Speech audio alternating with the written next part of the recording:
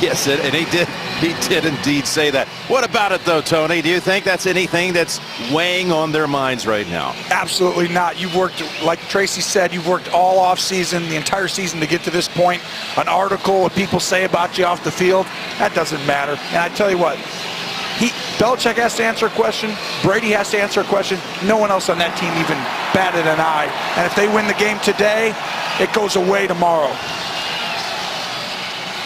Ryan Suckup will send it down to Dion Lewis, who in the divisional round last year at Gillette against the Houston Texans, he had a kick return for a touchdown. Also ran and caught touchdowns as well. So here we go. Titans. What a second half they had last week at Kansas City. Can it carry over? We'll open with a touchback and bring out Brady to the 25-yard line. And if he wins here tonight, he will be the oldest quarterback to have ever won a playoff game. He'll be months older than Brett Favre in a win he had back in the divisional round of the 09 season. The rest of the offensive line for the Patriots includes Waddle at right tackle. And Hogan is back up. This is about as healthy as New England's been since the first week of the season. Hogan played only one game since week 8 with a shoulder. He's back. So with 3 wideouts to open, including Hogan in the slot to the left, Brady brings Amendola around, fakes it to Lewis and gets it over to Danny Amendola. And he picks up about 5 with that one. Logan Ryan, the old Patriot, knocked down on the tackle attempt. And here's Dick LeBeau's defense. Well, if you haven't seen Jarrell Casey play, he's something special. Pro Bowler, and one of the reasons why Tony has so much respect for that defensive front. Woodyard is the captain, as he's been throughout his career at every level. And there is Logan Ryan, who came by way of free agency to the Titans in the offseason after being part of 2 Super Bowl champion teams in his 4 years at New England. 2nd and 4. Now 2 tight ends here on this snap. Jump cut by Lewis. Makes another move to pick up about 3. That shiftiness of Lewis on display right there could have been a no-gainer, and he has been a big part of the story the second half of the season. Dion Lewis. Well, today you're going to see him be a 1st and 2nd down back because James White is healthy, and you see right now him leaving the field. They bring James White in usually in 3rd down passing situations, which tells you they'll probably be, in some form of that right here. Yep, that's White, as you mentioned. He's at the bottom of the screen. Moves into a slot, 3rd and 1. Brady's got time and unloads it. Gronkowski with the catch.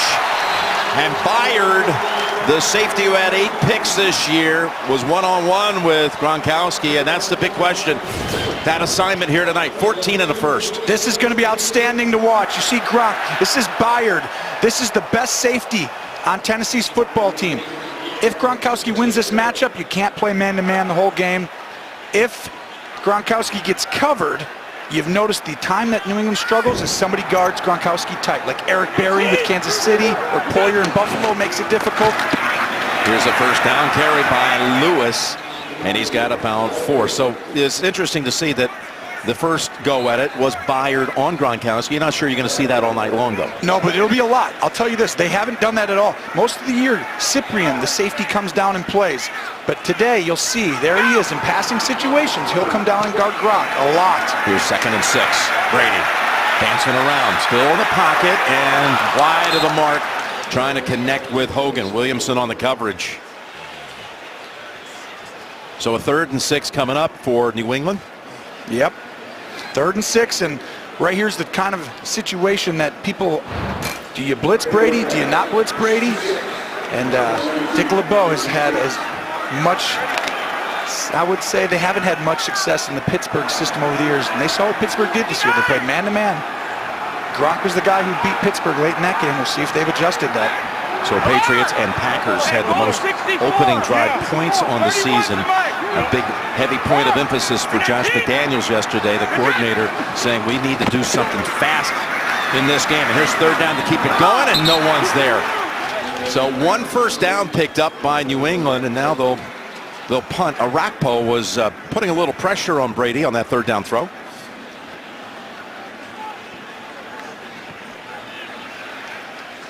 Ryan Allen will punt it to Adoree Jackson first-round rookie out of Southern California, who only had 9 fair catches and 43 punt handles this year. Jackson, though, is going to take one here. And that's where the Titans will begin, from inside their own 10 with their first snap. But the defense does its job. That's the start you wanted if you're Tennessee. Get off the field and start pounding the rock. Marcus Mariota and the Titans about to take their first snap. He won his playoff debut last week, the 2015 Heisman Trophy winner. And there's the give to Henry. Actually, Henry was the 15 and Mariota was the 14. You got this Heisman backfield, which has been a few other occasions in NFL history, and solid game for sure last week against the Chiefs. Well, the way you win in the playoffs is in the second half, and that's when he decided to play his best football, and they need that today as well. But you got to get off to a hot start. Today, you don't want to get on the road. Make New England feel the moment. Make them feel the pressure from the beginning of this football game. The 2nd and 7. Rookie Smith, tight end, comes on to the right side. It's an H-back and a completion to their first rounder, Corey Davis, for a first down. So this line, the two edges there, Lewan and Conklin, both first-round picks. Strong presence there. Lewan makes Pro Bowl this year. And Henry, the numbers last week, 156 against the Chiefs, including 114 in the second half. He's one of those backs that definitely gets better as the game goes on. No question. He's been waiting for his opportunity. Obviously, he's had the great DeMarco Murray in front of him. No better stage than the playoffs to get it. And Murray inactive, out with that knee injury. Here's a first down carry for Henry. And he dives ahead for about 3. Matt Patricia's defense. Yeah, they have their hands full with Derrick Henry, but what they have done since week 5, it's an astonishing turnaround. Flowers led the team in sacks this year. Roberts led them in tackles, and yes, James Harrison starts the game. And there's McCourty. 8 years in the league. In all 8 years, he got the bye to the divisional round. There's James Harrison. His second game in a New England uniform. Had 2 sacks in his debut, week 17. 2nd and 7. And they're on him right away. And that was Harrison. Who else? He played 27 snaps in that game against the Jets, week 17. And the Steelers only used him 40 times, 40 plays. Well, you see him set the edge there. They're going to play him tonight. He's going to play a lot of snaps, and he's got to set the edge and turn the runner back inside. He did it there. That's going to be a key, slowing this run game down. And one other thing that might be key, Alan Branch, a lot of folks thought he would be up with the extra time to recover. He's missed a lot of action. He is inactive tonight. 3rd and 7. Timeout, timeout. And a timeout called by Mariota. Tennessee calls its first charge timeout. 30 seconds.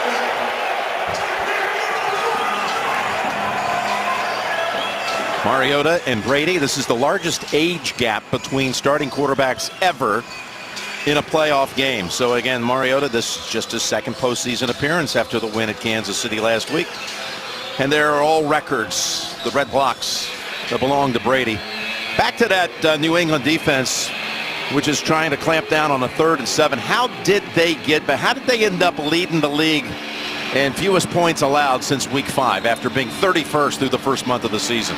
Well, I think the key for New England is see Mariota getting up here. Nobody does a better job than Matt Patricia, and Bill Belichick gets data on you. As the season goes on, he gets data. So he knows what you're thinking in red zone, on 3rd down. So they get so much better situation. They know what the Titans want to do. Titans should do something different. Here they go out of the gun. Pressure up the middle. Mariota, hey, takes his losses. And is sacked back at the 21. They have had a lot more pressure on the quarterback the last month of the season, this New England defense. And you see, they had a shot at Walker on the outside, but he was doubled, and just Mariota's looking at the rush a little bit. Had a guy open over the middle right there. Great pressure by the front. Trey Flowers and Dietrich Wise up the middle. Brett Kern has had a sensational year, finished 1st in the league in gross punting and #1 in net. Amendola's the returner.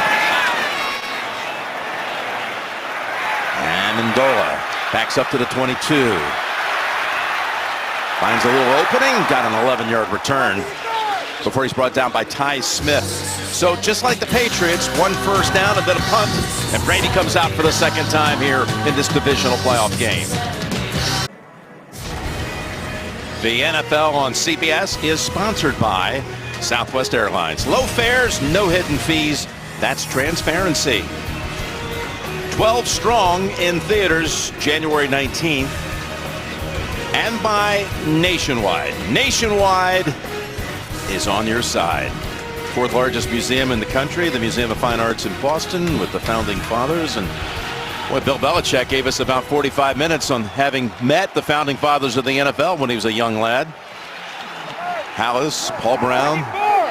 No one knows football better than Bill Belichick. It's outstanding when you get to talk to him. Here's Lewis, met behind the line. Controlling that line of scrimmage still. The Titans, and you saw in that first drive, key to the game.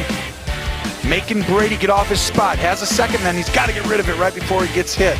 And then the 3rd down play, saw off the edge, Brady has to slide. He throws off his back foot to the left. And you saw Amendola going up the field too much. That's Tennessee's recipe today. Push the pocket, get Brady off the spot.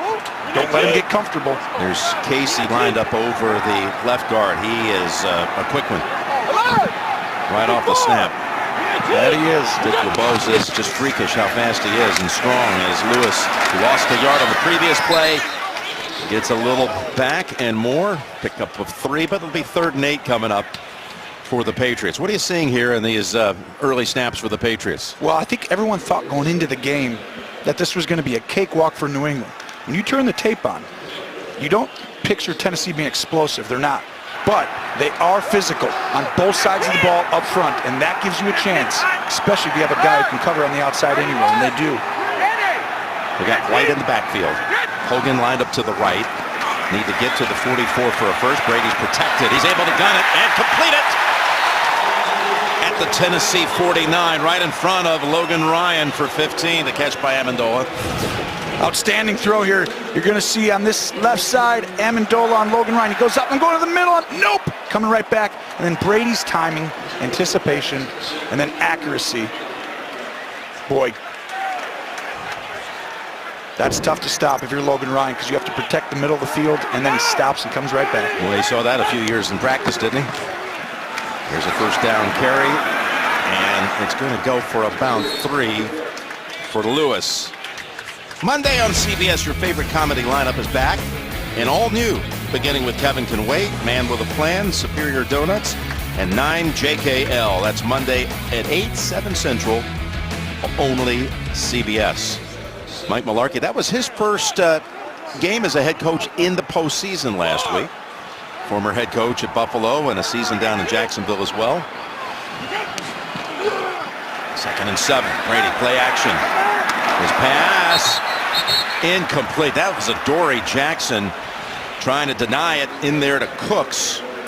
And that's what I told you. If you can push the pocket and you have one guy who can cover, which they do, Adoree Jackson, the rookie, on Cooks right there, and just makes it very difficult. And here's Casey making Brady throw it just a hair sooner than he wants. Titans come out with 6 DBs for this 3rd down play. No one's covering Gronk. They look confused as Gronk, the pass was too low. And the Patriot offense is taken off the field. They had confusion on the Tennessee side. Brady tried to exploit it, but the pass wasn't there this time. It was actually the best defense you could do because Tom had to get the ball and throw it so quick that all the Titans started sprinting over there. If Tom would have waited 1 more second, he would have just found everybody else wide open. But that's happened to me before, where you grab the ball because you want to get it to them, no one's covering them, and sure enough, they all barely get there. And you're like, why did I do that? Ryan Allen's first punt traveled 40 yards. This one angled and bouncing around, scooped up off the turf by Jackson. There is a flag down.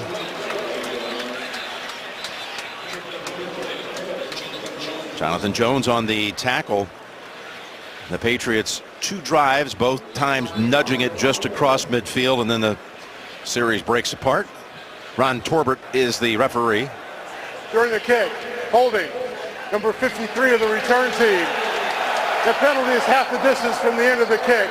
Tennessee's ball, first down, timeout. Called on Darren Bates. Little field position game here to get going. Once again, the Titans will start inside the 10 when we come back. And here's a glimpse from our nationwide Skycam. The Titans were told by Mike Mularkey, their coach, this week, I've got good news and good news. And that would be, we have not played our best game yet. We have not played a complete game. The other good news, we're going to. I like the confidence, but usually when you don't play your best game and you're in your 18th or whatever, then it's probably not coming today. But doesn't mean you can't win. Started the last drive at the 8. This one begins at the 5. Standing at the goal line, out of the gun. Mariota is able to find Delaney Walker, and 3 Patriots can't take him down. As a teammate, it's Matthews able to help shove Walker for another 4 or 5. It's a 36-yard pass play. This is outstanding. You see 3 tight ends in the game, and Walker gets over the top. This is what's unique about the Titans. They get you all discombobulated. They put tight ends all over the place, and you're like, okay, which guy's the pass route runner, what's the blocker, and they morph them and they switch them up, and before you know it, one guy's wide open on a corner route. Not good to be discombobulated, is it? Not normally. I love the way you said that. Here's the give to Henry for about 3. It's interesting with DeMarco Murray, your old teammate. He's inactive again with that MCL tear. And Muhammad, who they brought up, was actually brought up this week for practice, but they set him down too as an inactive. They only have 2 healthy backs. It's Derrick Henry and David Fluellen. That's okay as long as one of them doesn't get hurt. That's right. When they do that, this guy risking a lot. 2nd and 7.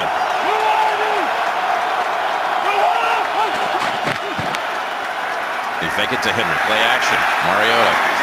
Knocked down. What a play, too, by Gilmore. As Davis was Mariota's target. It's really an outstanding defensive play by Gilmore to reach out and hit that ball. Mariota actually gets touched there by Flowers. Mariota threw a good ball there, just to tight coverage. Mariota's numbers off play action are off the charts. By that time, Gilmore made the play. Let's see with the design what Belichick's got on 3rd down. Does he blitz Mariota? Does he drop people and spy? He's rushing 4. Mariota steps up, going to take off. He's got the first down and dives ahead to the Patriot 45.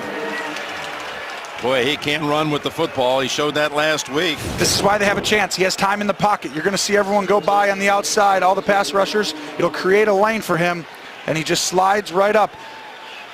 And Coach Belichick and Patricia, they decide to play zone and have everyone look at the quarterback. When you do that, you don't need a spy because you think that you have a bunch of guys with the eyes on the quarterback. The problem is they turn to look for their spots, and they didn't keep an eye on Mariota. There you see, at 46 yards rushing last week. That went for 11 on 3rd down for the first. Here's the toss, Henry. Chung is taken out, but more Patriots are there, including Malcolm Brown and McCourty, holding him to 3. It's a fantastic chess match going on right now with Belichick, who usually, to stop the run, they want to reduce the front. They want to basically put a lot of guys around the center. But that play call was for Tennessee was because they thought that Belichick would do that. So they toss it wide. Well, Belichick gave him a different front. Now he comes back with a lot of guys right there over the center. He's got 7 right there on the line. 2nd and 7. And they'll go with Henry. Runs into Lawrence Guy. And he's got about 4. It'll set up 3rd and about 3.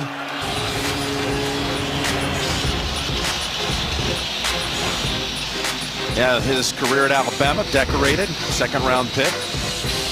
Got an injured Tennessee lineman. Looks like it's Conklin. You see the 156 last week. Oh, that is not okay. See Henry there, who's had a big one last week, but that is major. They cannot lose one of these big-time tackles. Nope, the 2nd-year player who was, as a rookie, first-team All-Pro. And we'll step aside for a moment. The NFL on CBS is sponsored by State Farm, here to help life go right. And by McDonald's. I'm loving it. Bill Belichick now holding the record for most postseason games as a head coach with 37, moving past the immortal Tom Landry. Third and 3 coming up. Is it maybe 4-down territory, Tony? Yes, I'd run the ball here. I'd sneak a run in on 3rd and 3 right here and hope that the Patriots aren't ready for it and thinking we're going to pass, and then come right back and run it again on 4th down or some sort of play action.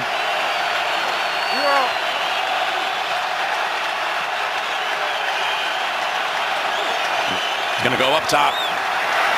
He's got an open man for the first at the 30. That's Rashard Matthews. Nobody runs the ball on 3rd and 3 or 4 as much or as well as Tennessee does, and Belichick knows that, and you can tell he stacked the box and was not going to let him run the ball. And good job by Tennessee to have a quick slant on to get the ball out of Mariota's hand. There's some contact down low for Mariota. His right tackle, Jack Conklin, right now is being escorted to the locker room. He did walk off the field, not showing a whole lot of pain. Went into the tent, and now is going inside. Dennis Kelly's in for him. Here's 1st and 10.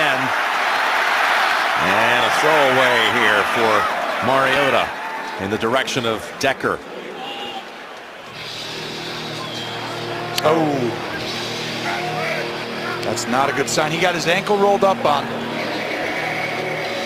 Moving pretty good, though. He is moving, but he's This is the entry. And just look inside, 7-8, look inside the helmet. And I'll tell you what that was like for him. Right. Oh, look at his face. Yep. No. But he's walking. Those old linemen are tough guys now. Here's a 2nd and 10. Running the option. Mariota got a block and picks up the first down.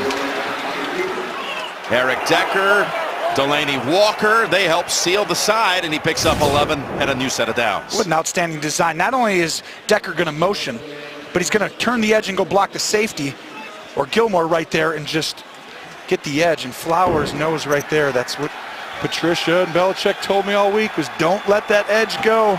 Matt's right there saying, I just told him 17 times yesterday. Can't believe it. In the red zone, Patriots, this bend but don't break defense has been great lately at not allowing touchdowns once teams advance it inside the 20, as Henry picks up about 5 on the 1st down carry. Tom Brady being sidelined with this long drive now that began all the way back at the 5-yard line. That's why I couldn't understand why, you know, the betting lines and everybody was saying this is a huge blowout. You know, I understand how great New England is, but when you have the physical advantage, football doesn't just automatically give the other team the win. You've got to go earn it. And today, Tennessee can out-physical it for a lot. Now, Brady will overcome it, but it ain't a cakewalk. 2nd and 6. From the 15. Mariota going to the end zone. A one-handed catch by Davis, who did not score a touchdown all regular season. And the rookie, though, finds one here in Foxborough. Oh, my goodness, this crowd is stunned right now. Tennessee has just come into New England and thrown the opening touchdown of the game. Mariota coming off that hot finish last week. Let's see if his feet are in bounds here, but the one-handed catch. Left foot is in. He's got control there. His left knee's going to be down. Does the ball move? Looks like he had it pinned to the body, control the whole way. Touchdown. And this is the first pick of the draft. You said it. 5th pick, I believe, overall. Yes, he was. 5th overall. From Western Michigan. And they've been waiting for the breakout. His size and skill and speed are off the charts. Let's see that ball one more time. Yeah, that's a touchdown. And it is confirmed. Malcolm Butler getting over. Not bad defense, but perfect ball, perfect catch. You could see the breakout of a star coming. Yes, you could. And, you know, he really wasn't healthy most of the season, even going back to camp, lingering hamstring issues. How about that? A 95-yard drive. Here's Suckup extra point. We're the first 7 for the visitors. Well, the Patriots had not allowed an offensive touchdown the last 9 quarters. Well, they've given up one here. And we'll be back in 30 seconds after this from Progressive Insurance.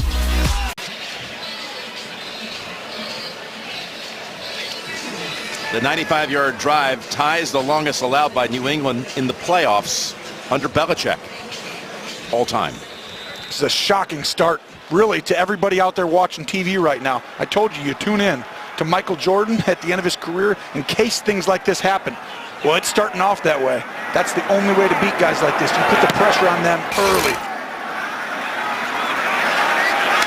This is run back time for Lewis from a yard deep. Spins around and makes it a 28-yard return. One more look at the touchdowns. We take a look through our Gen Stats replay powered by the AWS Cloud, and check this out. So what you're going to see is a lot of black lines, but I'm going to say that the yellow line gets the ball, and there he is, Corey Davis with a hitch and go. And on the sideline, we call that a dime. Great throw by Mariota. And folks, Tony will be analyzing these unique next-gen stats. The replays all night utilizing data powered by AWS. Brady, 7-step drop, and a hook up here with Brandon Cooks for 14. Make it a gain of 12. First two possessions for New England. They were able to take it just across the 50, picked up a first down on each of those first two drives before punting. Well, Josh McDaniels has been the coach with Brady for a long time. He's only lost one game with Brady here at Gillette Stadium in the playoffs, ever. And it was the Baltimore game here, you know, and probably around 2012. And the way they beat him was they got up early, and they hung on for dear life a little bit. They played an outstanding game, but they made Brady feel the pressure throughout it. Well, they were about to get to him there, but he unloaded it to an open Lewis underneath. That was Casey who forced Brady to get rid of it in a hurry. See Casey playing defensive end, still getting around the edge. Those start to add up. He's feeling each one of those, and he remembers it. Seconds to go in the quarter, 2nd and 5.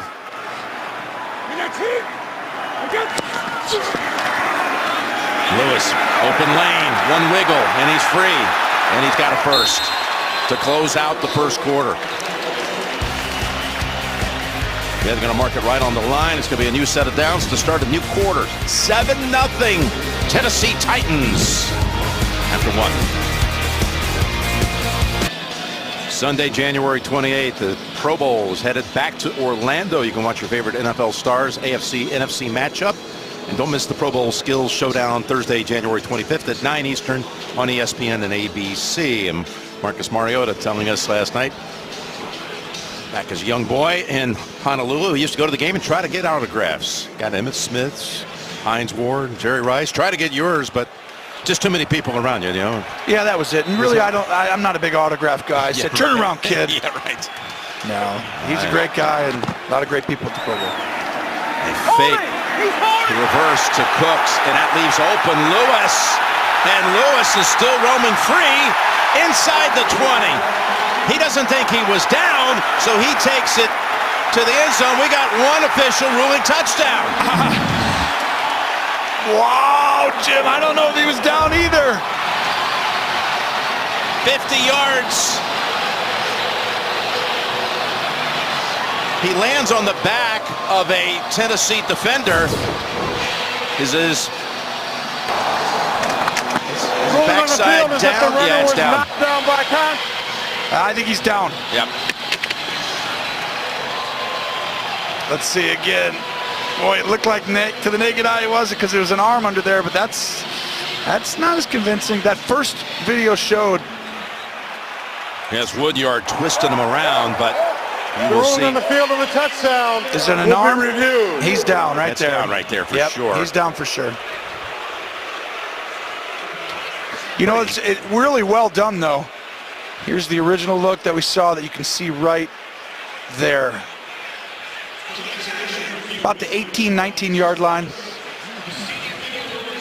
How about all this trickery here, Tony? It's a fake reverse, and it gets the entire defense going one side of the field, then you come right back to the guy. You pretend to have a bad fake to the back, and they're like, oh, we know you're faking it. You're not going to the back. And then the reverse comes around, and then all of a sudden you throw it right back down to him. And that's a big play.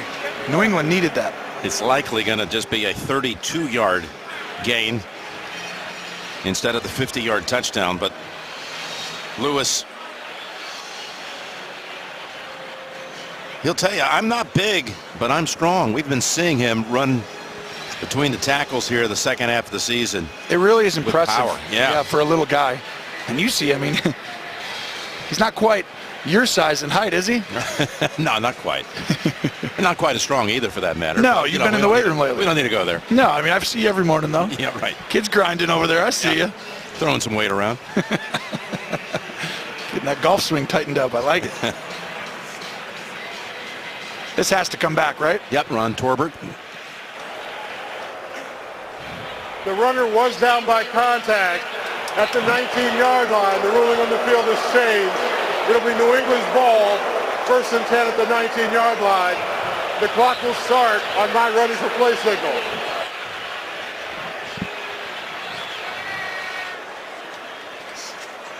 Well, it still goes as the biggest play of the game thus far for the Patriots. And one thing about the Titans, they give up fewer big plays, that would be 20-plus yard plays, than any team in the league this year. 100%.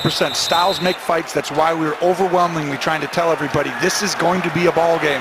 New England may figure it out, and Tom Brady's special, and Belichick's just as special, but this is not just a walkthrough.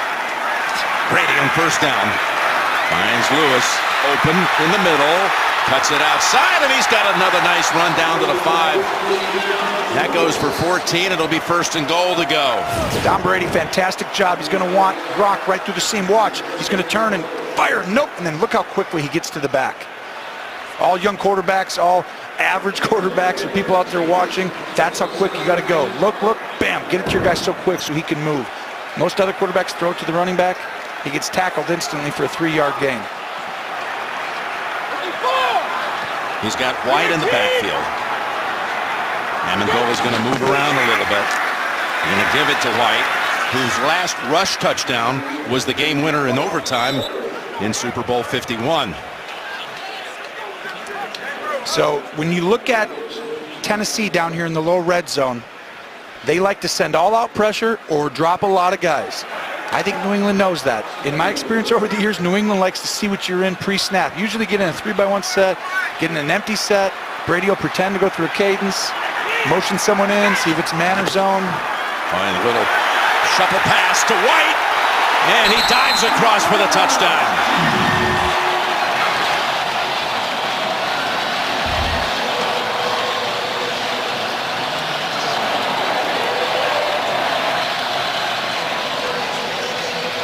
Five-yard touchdown pass. Brady to White. This is a Josh McDaniels special. You know why? I mean, that's a touchdown pass for Brady right there. That's why Josh McDaniels is getting courted by these other teams right now. Tom Brady didn't have to do anything. The running back didn't have to do anything for that play to be a touchdown. He is special. For those teams out there, you want to go get this guy if you have the opportunity. Well, McDaniels, having already interviewed with Indianapolis and the Giants, the Chicago job he interviewed for has already been claimed by Matt Nagy. But McDaniels designs one up. Brady has just tied Brett Favre, 552 touchdowns regular and post for second most. It's the postseason, which means it's time to get James White going. He had the 3 touchdowns and a 2-point conversion in the Super Bowl, the game winner as well. 20 points he scored. But he's been out with injury here much of the second half of the season. They got him back fresh tonight, and he's already making some plays. Between White and Lewis, they had 55 yards between them on that drive as the Patriots answer back. It's a Dory Jackson running to the short side and knocked down by Brandon King. Tom Brady, I mentioned this, Tony, now tied with Brett Favre. This is regular and postseason combined touchdown passes. There's Peyton, 27 touchdown passes in front. Yeah, you're looking at 3 legends right there. And you know, every opponent who goes against Tom Brady knows it when they walk on the field that they're playing against a guy that's a legend of the game. And you know you have to be at your best to win. Mariota needs a drive right here. Show everybody he's got to give his team a chance today. He just drove it 95 yards the last time they had it, only to see New England answer back with a 73-yard touchdown march. That's Henry, who they have contained here so far. Most of these carries seem to go for about 3, as that one does. And let's get an update on Conklin from Tracy. Well, you saw Jack Conklin get injured on that last drive. He remains in the locker room. He is being evaluated for a left knee injury. His return is questionable right now, Jim. So there's Dennis Kelly, big kid too, who they picked up in a trade last year by way of Philadelphia. So he's a solid backup and had seen during the course of the season, like the Arizona game, played the entire game. And a lot of confidence in him. Henry trying to wiggle free, but it's 3 or 4, and third down coming up. Well, as you see, there was no spy early in the game on Mariota, and he can sense that right away. He looks, his gift is, but you see when they put a spy on him, now he has an opening, throw the crosser. You can see it in the middle, but he doesn't. He looks to run, and because he does that, he sees the spy. Now he goes down. Expect New England to continue to use the spy and play man coverage and make him beat them with his arm. They take Henry out. They go 5 wides on a 3rd and 4.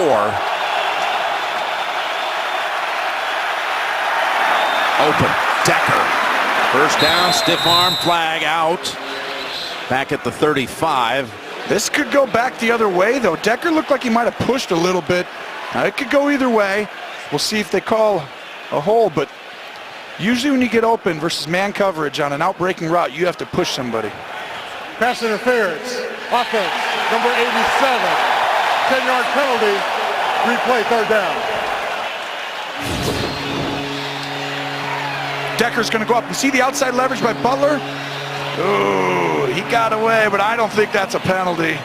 That's inside of 5. I mean, that's right at the line. I don't like that call. No, it didn't look like a whole lot there. No, Not much force either.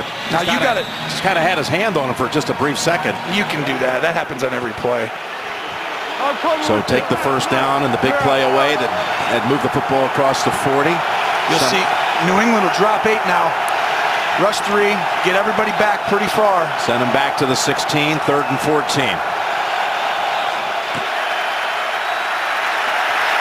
Mariota goes sideline. Short of the first down. Anyway, no catch. That was Davis.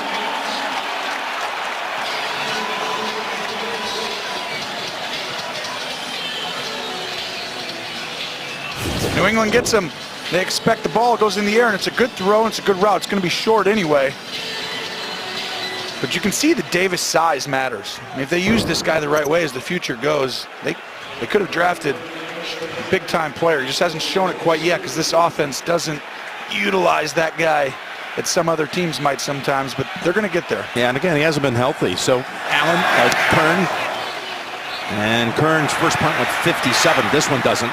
This is Amendola diving down at the 48. Excellent starting point coming up for the Patriots with the game tied in the second. 7 apiece. The NFL on CBS is sponsored by the Lincoln Continental, Taco Bell, where you can experience the power of the dollar, and by AT&T. The End Zone Militia, always a part of the festivities here at Gillette Stadium.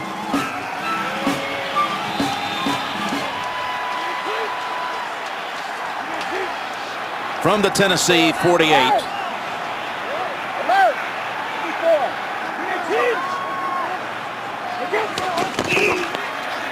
Quick pass over to Cooks. Got around Jackson. And then steps out, but he's got a big gain. Good for a first. It's a running play. Brady can hand the ball off, or if he gets off coverage, he can throw it. We call it a smoke route to the receiver. He just stands there.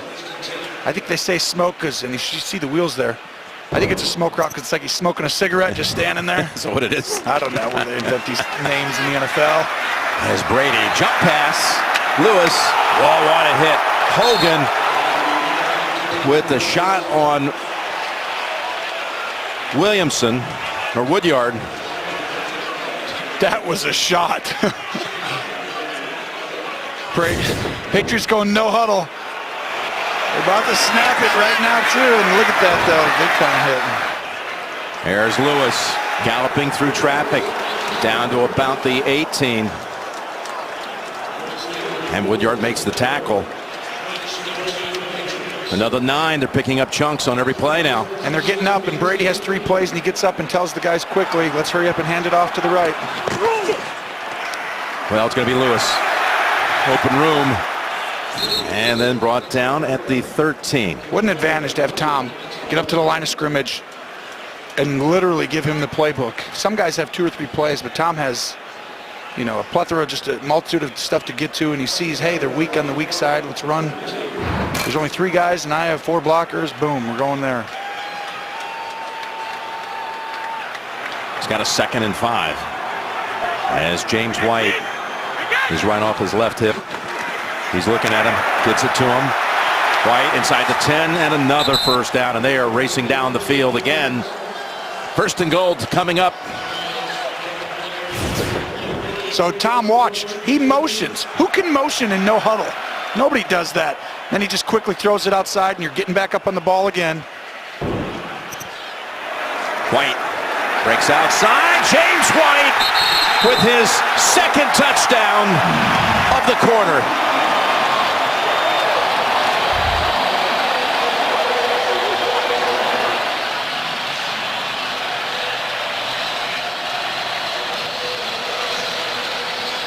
They ran right behind Nate Solder this time.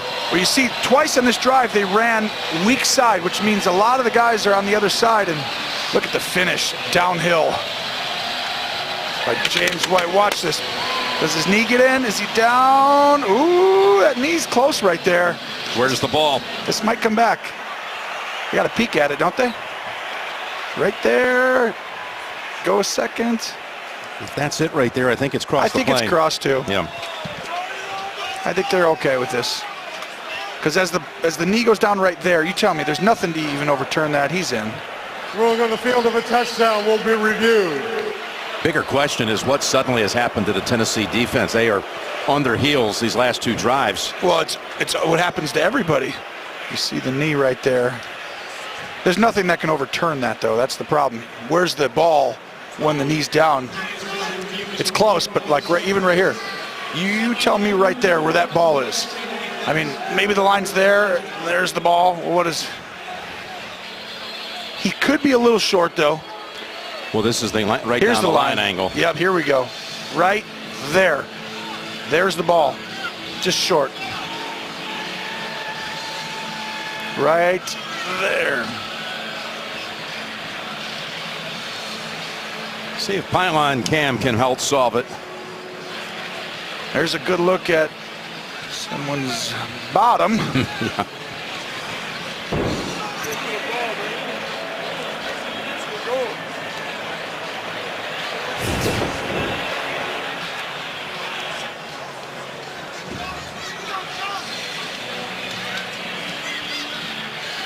Can't really tell from that view. Here we go. No. Yeah, I can't tell from that one No, you either. just can't see tell. the ball. Is there anything we saw the definitive? ball from the opposite side. Was the only one that we saw.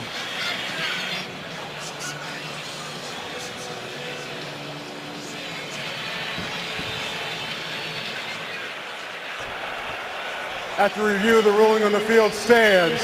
Touchdown.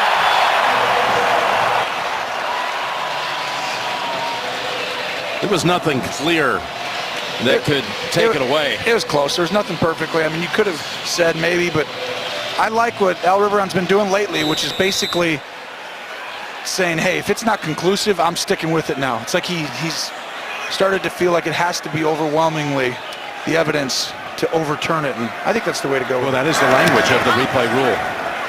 And the extra point is good.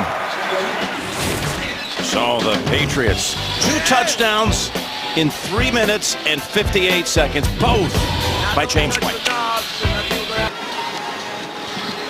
Patriots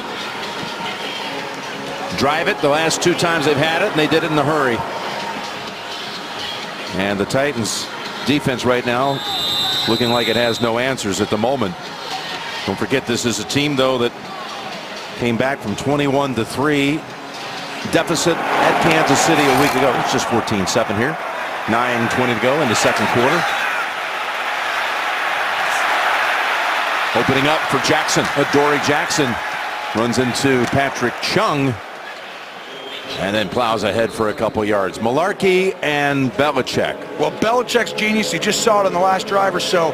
He knows that Tennessee doesn't like defensively the linemen. They don't rotate a lot. Some teams rotate 8 guys, 9 guys. Tennessee doesn't do that. They play their guys. That's their system, and they built it, and they're good with it. Well, Belichick says, you know how we're going to expose that? We're going to play fast and make these guys get tired because they don't play a lot of guys. And hurt them on that drive. You saw a couple guys at the point of attack not do a good job in the run game. Well, they only dressed 4 defensive linemen, with David King being inactive.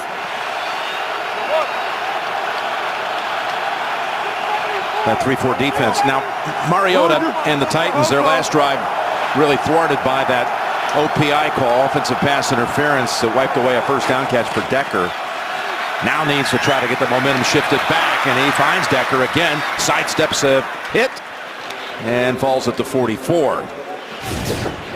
Great design. The tight end's going to go here as you see him just kind of come in and over, and then the deep over, right over the top by Decker. The tight end on a little route right there holds the linebackers. You pretend you're throwing to him, throw behind him. 22-yard pass play. Pocket sealed for Mariota, looking for Matthews, who stretches out. Can't get there. Butler on the coverage. I like the aggressiveness of Tennessee. Let's see. Yeah. It's hard to say anything's wrong. That's a pretty good ball, pretty good effort, just a quarter of an inch, and they're throwing into the wind too here, so game of inches. 2nd and 10. Henry so far 9 carries, 26 yards, flanks the quarterback. James Harrison looking like he wants to pounce. It's going to be a running play though with Henry. Takes the pile with him, and it's Harrison who tackles him down after a gain of 3. Really got to give New England credit right now. They're also selling out, almost knowing that they were going to run the ball there. Safety, linebackers, D-line, and at that point, that's why Tennessee's had a couple of big plays or possibilities. 3rd and 7 from the 47.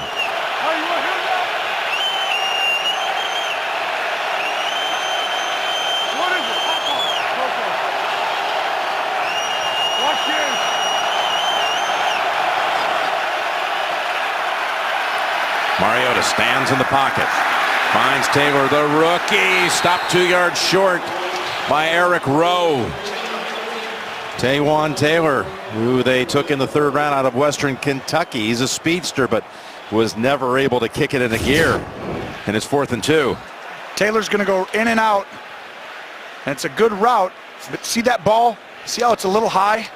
You got to throw that out in front so he can sprint to the sideline and outrun. That's why we talk about Brady's ability to get it to the guy quickly and on the right shoulder, out in front. Swing routes, they're little, but they make the difference for getting the first down or not. Here's Kern. End over end. And fair caught by Amendola at about the 17, 31-yard punt. And we'll be back in 30 seconds after this. We got a flag. We're not going anywhere. Remember, this came on 4th and 2.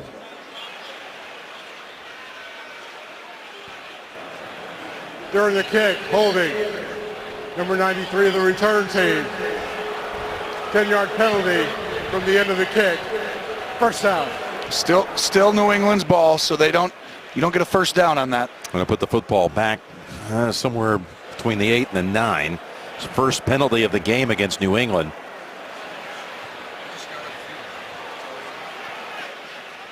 So one area leading into the game that New England wanted to take advantage of in the past game was throwing to running backs and tight ends. No one does that more in the league than New England does in general. And you know why? It's their best players. Their tight end and their running back are their best route runners in man-to-man coverage. You know who? I know you know who gives up the the ominous most. stat is the other side of it gives up the most opponent passing yards to running backs and tight ends. That's Tennessee's Achilles heel. No, that's a bad matchup. It is. They need to fix that a little bit. We'll see what kind of adjustments the great Dick LeBeau comes up with there. And we've seen them exploit that over the last 2 series. Both touchdown drives. Amendola tries to turn it upfield. He's got a gain of about 5. So far, the running backs and tight ends for New England, 7 catches, 84 yards, and the touchdown on the shovel pass right there to James White, who scored both of the touchdowns for New England. You know, this is, as I mentioned, playoff time. It's time for James White. So let's go back to the Super Bowl. So the last 2 postseason games. Look who's doing all the scoring. I think when they get to the 6 or 5 yard line, I would guard James White. I agree. Play action. Brady now. There's some zip. Nope. It was intended for Hogan. And Logan Ryan's there to deny it. Logan Ryan, who used to play and knows this system. See him trying to drive on that ball. Great timing, extend the hand. You kind of touch him a little bit on the backside, but as long as you don't pull, they kind of let you get away with that as long as you're not pulling for there. Logan Ryan, we talked to about how many times did you pick Brady in practice? And as a rookie, he picked him off one time. In practice one time, and Brady returned it for a pick 6 just to practice. And his parents asked him, did you keep the football? He says, hey, Mom, Dad, it was just a practice. Here's Brady, 3rd down, and denied that time. Cyprian is the one who defends it, trying to thread it in there to White. So that's a big defensive series for Tennessee. Watch right here. This is Jonathan Cyprian. His specialty is not man coverage, and that's James White on offense. A wonderful job by New England getting the best matchup possibly on the field right there. But Cyprian saying, you're not going to expose me in man coverage. I want this matchup. And that's what New England wanted. They just didn't get it done. 6.5 to go in the quarter. We got a flag, and it's going against New England. Was he on tape delay? I mean, that was 12 seconds after it happened. Ball start. Offense number 96. 5-yard penalty. It's 4th down. And Joe Judge says, yeah, what does he say? What does he say? No stuff. I'm not a good lip reader. I couldn't tell. Yeah. No, I just couldn't tell. That was an important stop right there, as they all are in this game. Moved into the neutral zone and caused a false start. Oh. The neutral zone infraction by the defense. That 5-yard penalty results in a 1st down. Oh my goodness. This is huge because they just gave New England a 1st down, Jim. Joe Judge says, yes, stuff. Yes, stuff. I like that. Right. I think maybe the same thing's being said on the Tennessee sideline right now. And he's saying, are you kidding me? We're going to see this again. Now watch right here. Does he make the center move? Oh, I don't know. The center's head can't. I don't like that. When the center's head goes too quickly like that, that's almost like when the quarterback used to bob his hands really hard there. We got rid of that. Here's Lewis. And Lewis, again, there wasn't much there, but he's able to get 5 out of it. So just when it looked like Tennessee was going to have a chance to have a good starting point on the next drive, maybe somewhere around midfield, the ball stays with New England. This really should almost be a tie game right now. The 2 biggest plays in the game were the penalty on 3rd down where they called a push-off on Decker, what ended the drive and gave New England the ball in Tennessee territory after the punt. And then that play right there, which would have given Tennessee the ball probably in New England's territory. Monster 2 calls that went against Tennessee. 2nd and 5. Here's Gronk in the slot. Jumping around, wanting the football, and they throw it in his direction. That merits a flag on Cyprian. The former Jacksonville safety who came by way of free agency to Tennessee. Cyprian's a hitter down by the box, not a guy to cover. Before the pass was thrown, illegal contact. Defense, number 37. 5-yard penalty, automatic 1st down. Tennessee had to live with it once or twice in this game, but that's not a matchup that they can, think that they're going to be comfortable with. New England wants that matchup in this game. Tennessee's trying to avoid it. That's why, Kevin Byard early in the game, he was on him. Even though they don't normally do that in any other game this year, I think they need to go back to that. Gronk had a catch on the first drive of the game that picked up a 1st down. 1 catch for 14 yards. That's it so far. And you see, there it is. Byard's on Gronk now. Cyprian's in the middle. They switched. Well done right there by Tennessee to change that. Here's Brady, stepping up and launching. Looking for Cooks. He's unable to run under it. Adoree Jackson was trying to stay with him, and that was close. Oh, he runs right by Adoree, and when Cooks gets that extra gear down the field, he's got a chance, and Brady's ball just goes outside. Game of inches again. Well, this is something, Tom, as we saw him so many times this season. The long ball was one of the things this year. He was a point of emphasis for him. Yeah, well, I mean, you're always working on something as a quarterback, and you want to give your guy a chance. They have little receivers, though. Most teams, you know, they're not going to run go routes and consistently make catches with little guys like that. 2nd and 10. He finds Lewis across the middle and tackled about 3 yards short of the first by Williamson.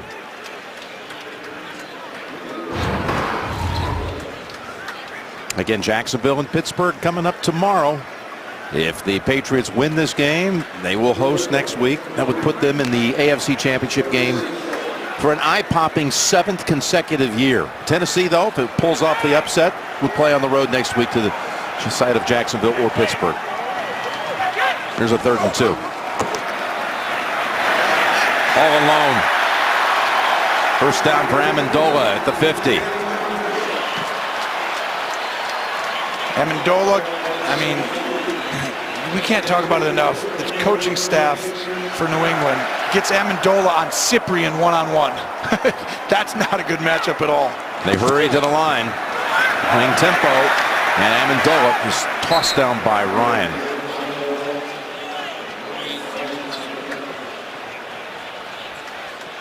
And Brady's keeping these guys on the field, not subbing. The D-line, we'll see.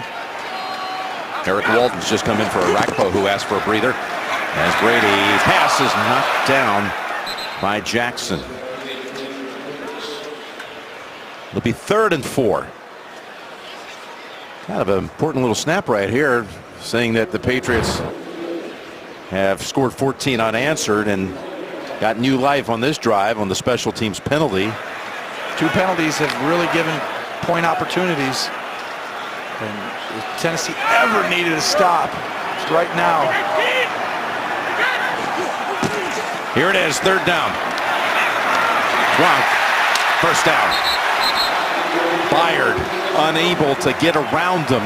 That big body just boxed him out. Watch this. Byard does a great job on defense. Look at, he's heading up, and then just that little push. Gronk is so big and strong, you almost have to play on his back hip. Make him start and restart at the line. Big receivers, big tight ends outside. Hit him early, make him restart. Oh, another handoff to the left. They're going to keep doing it.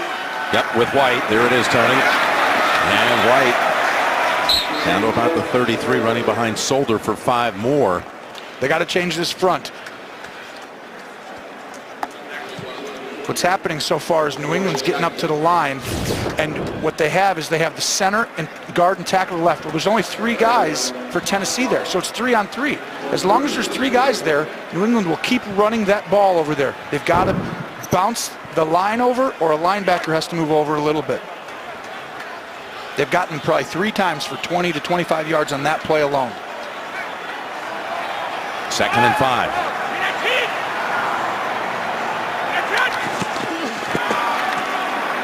Fakes to throw to Amendola. Goes to a wide open Gronk. Down to the 20.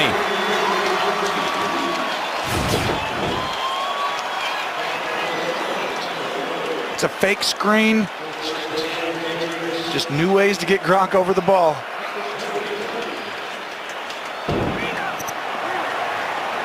Now Deion Lewis split wide to the right. As Brady throws him first down, Amendola reaches down and makes the catch for another 7. Got a flag, though, in the offensive backfield. Yeah, I think it's going to be on Tennessee. It's late flag after the play was already down, and that's not a good sign for defenses usually.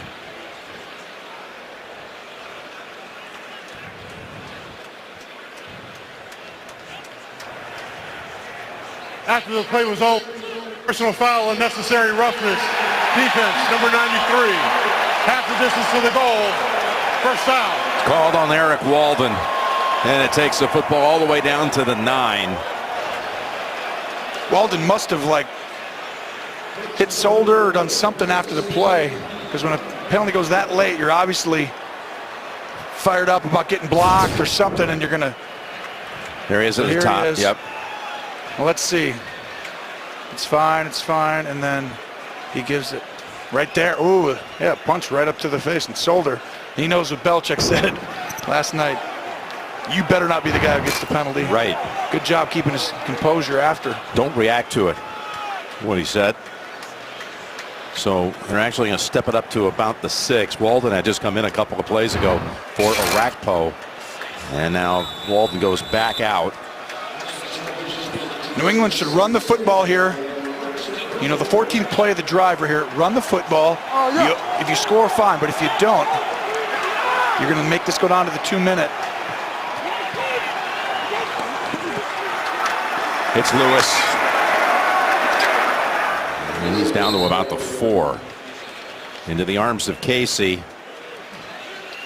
And he's going to run it down to the 2-minute warning. They've driven 87 yards in 14 plays, and they're inside the 5. Want to stay up to date? Hey Siri, show me football scores.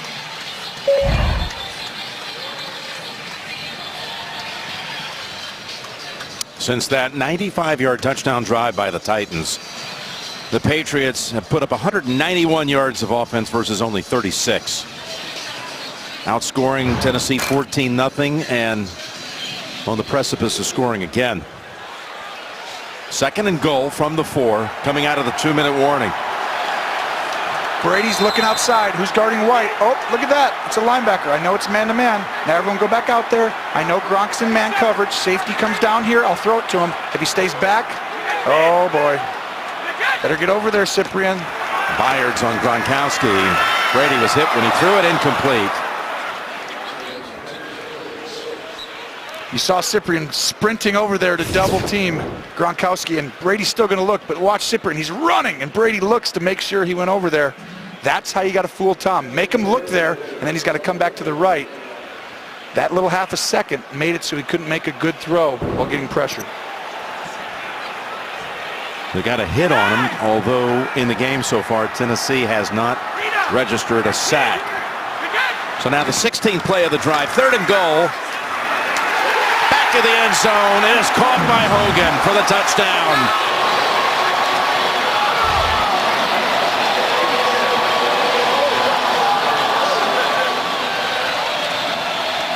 Robert Kraft is excited. He put this whole thing together. You got to give him credit. Now watch this. They know the safety's going to go double Gronk. Gronk's over here. And then Hogan goes right where that free safety was. And Brady looks inside. 40-year-olds don't bounce around in the pocket like that and throw to the back of the end zone under duress. That's impressive. How about the 2 guys who have been missed so much in the back half of the year with injuries? Hogan playing only 1 game out of the last 9. White, same thing. They've got all the touchdowns between them. We'll be back in 30 seconds after this.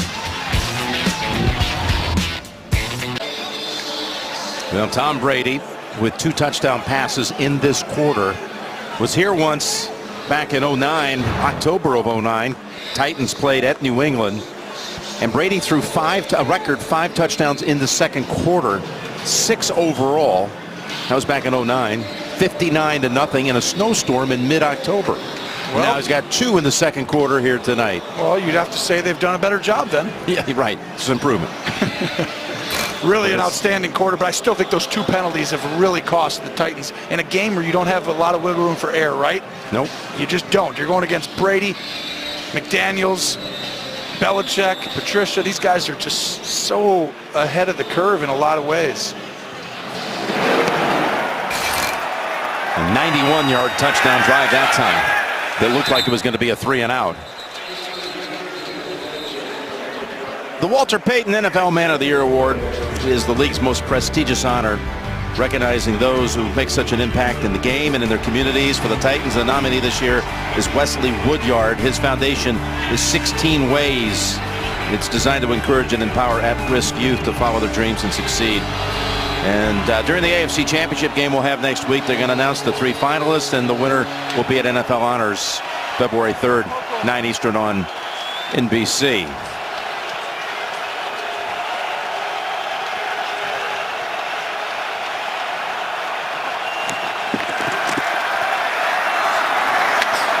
Open Decker steps out after a pickup of 12. It's a great first play. Mariota getting the clock stopped. You see their first 4 possessions. They've actually had some opportunities that,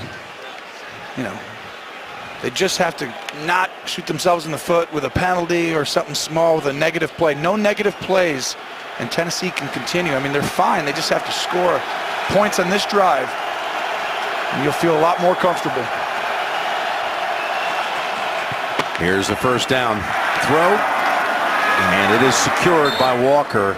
Chung tackles him from behind. Walker has helped to his feet. He's going to come out holding his hand. Now this Patriot defense in the last 2 minutes of the first half surrendered only a field goal this year. That's it. It's outstanding. 3 points, no touchdowns.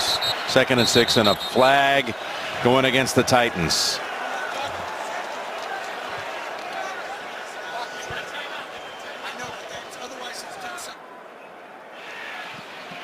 So they might have to use a timeout here.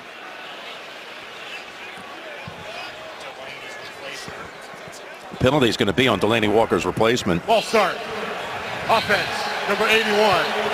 5-yard penalty. Replay 2nd down. By rule, this penalty requires that the game clock be reduced by 10 seconds.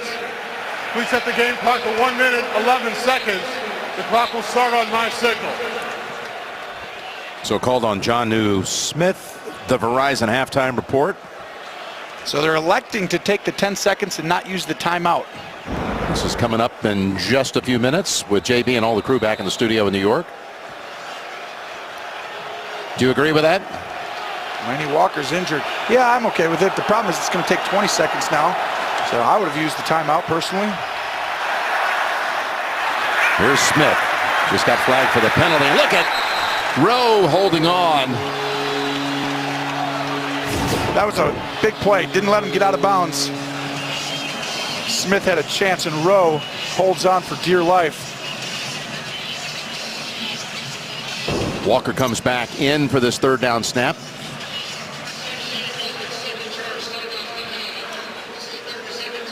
Oh.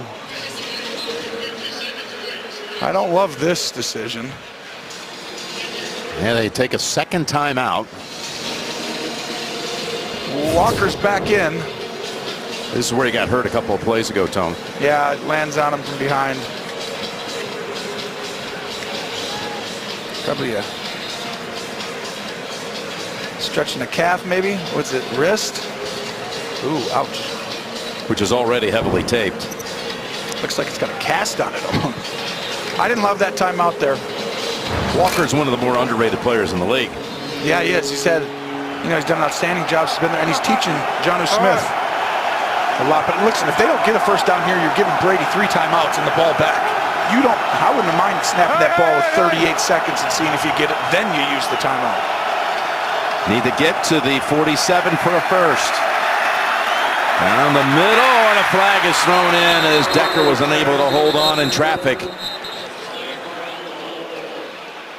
And Tennessee signaling. It has to be, right? Yeah, it's going to be against the Patriots. They're all pointing.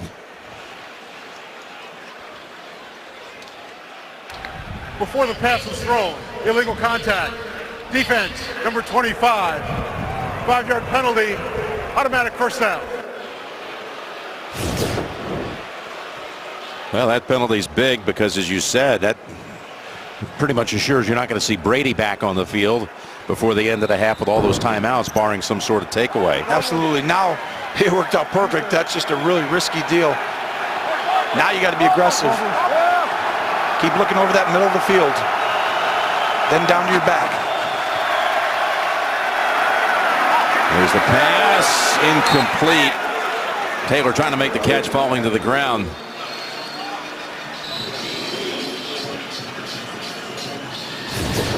Heck of an effort, gets twisted all the way around. Tough throw and catch though with where those safeties are. They got to help underneath, help over the top outside there. Got to work the middle of the field, or you got to get hard cuts to the sideline. See that right there? That's Taylor. He's moving out. On 2nd and 10, Patriots rush 4. Mariota slides, now plants. And incomplete. Again, back to Taylor. Well, maybe Brady will have a chance to get the ball back after 2 straight incompletions. 3rd and 10 coming up at the Verizon halftime report. Going to go back to the studio.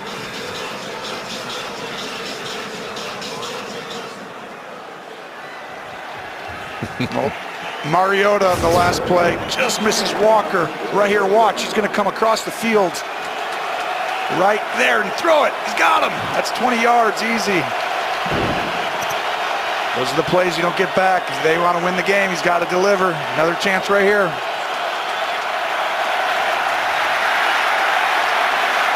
Mariota decides to take off with it and lowers his head. He's near the first. Gonna mark him, it looks like about a yard short. Now what do? You go for it. This is the playoffs. I mean, you're down 21-7. You have the offensive line. You have a timeout.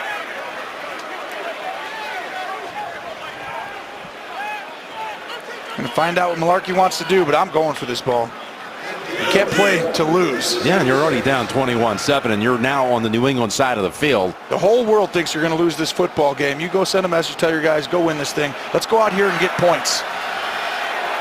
The easy thing would be to come and just run this ball real hard right here to the left or to the right. Timeout called. Oh, by Tennessee.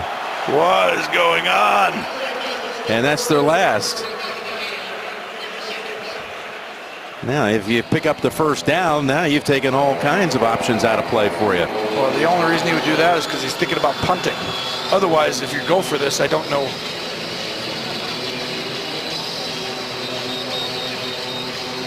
They're going for it, but now you got to clock the ball instantly.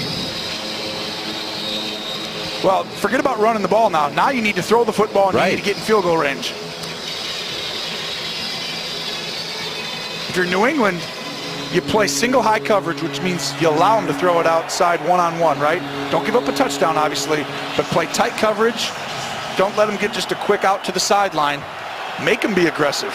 Ooh, a big call here. Out of timeouts. 25 seconds to go. If they give you a run look, they got to play action here. Oh.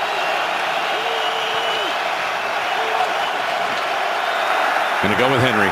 Henry in trouble. What are they Henry's doing? got no chance. What are they doing? And the Patriots are going to get the football with around 18, 17 seconds to go and 3 timeouts. I do not understand that at all. It's just going to be a pulled situation where the guard and a kick out.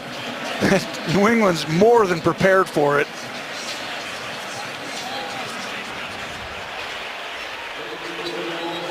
Little face mask here? Yeah, well, it was a little bit. A little. But now you're one pass play away. People out of it. Now the Patriots have an opportunity right here. Yeah, one pass play away from a field goal. That was not good. That was, even if you get the first down right there, Jim, well, you just got to clock it, and now you're down to 9 seconds anyway, and you're not in field goal range still. Here's White. Takes the pass for only 3. Timeout called New England with 11. You can't play safe. You're on the road. You're in New England. It's January. You're down 21-7. You got to come in here swinging. Well, the killer was calling the timeout too before the snap. There's 4 killers on that drive, but those are difficult to accept in this environment, in this situation.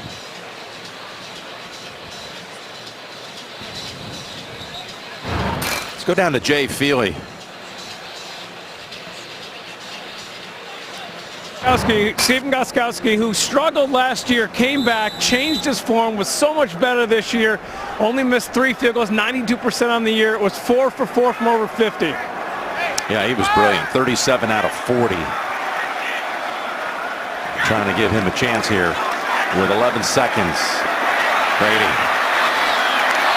Off the fingertips of White.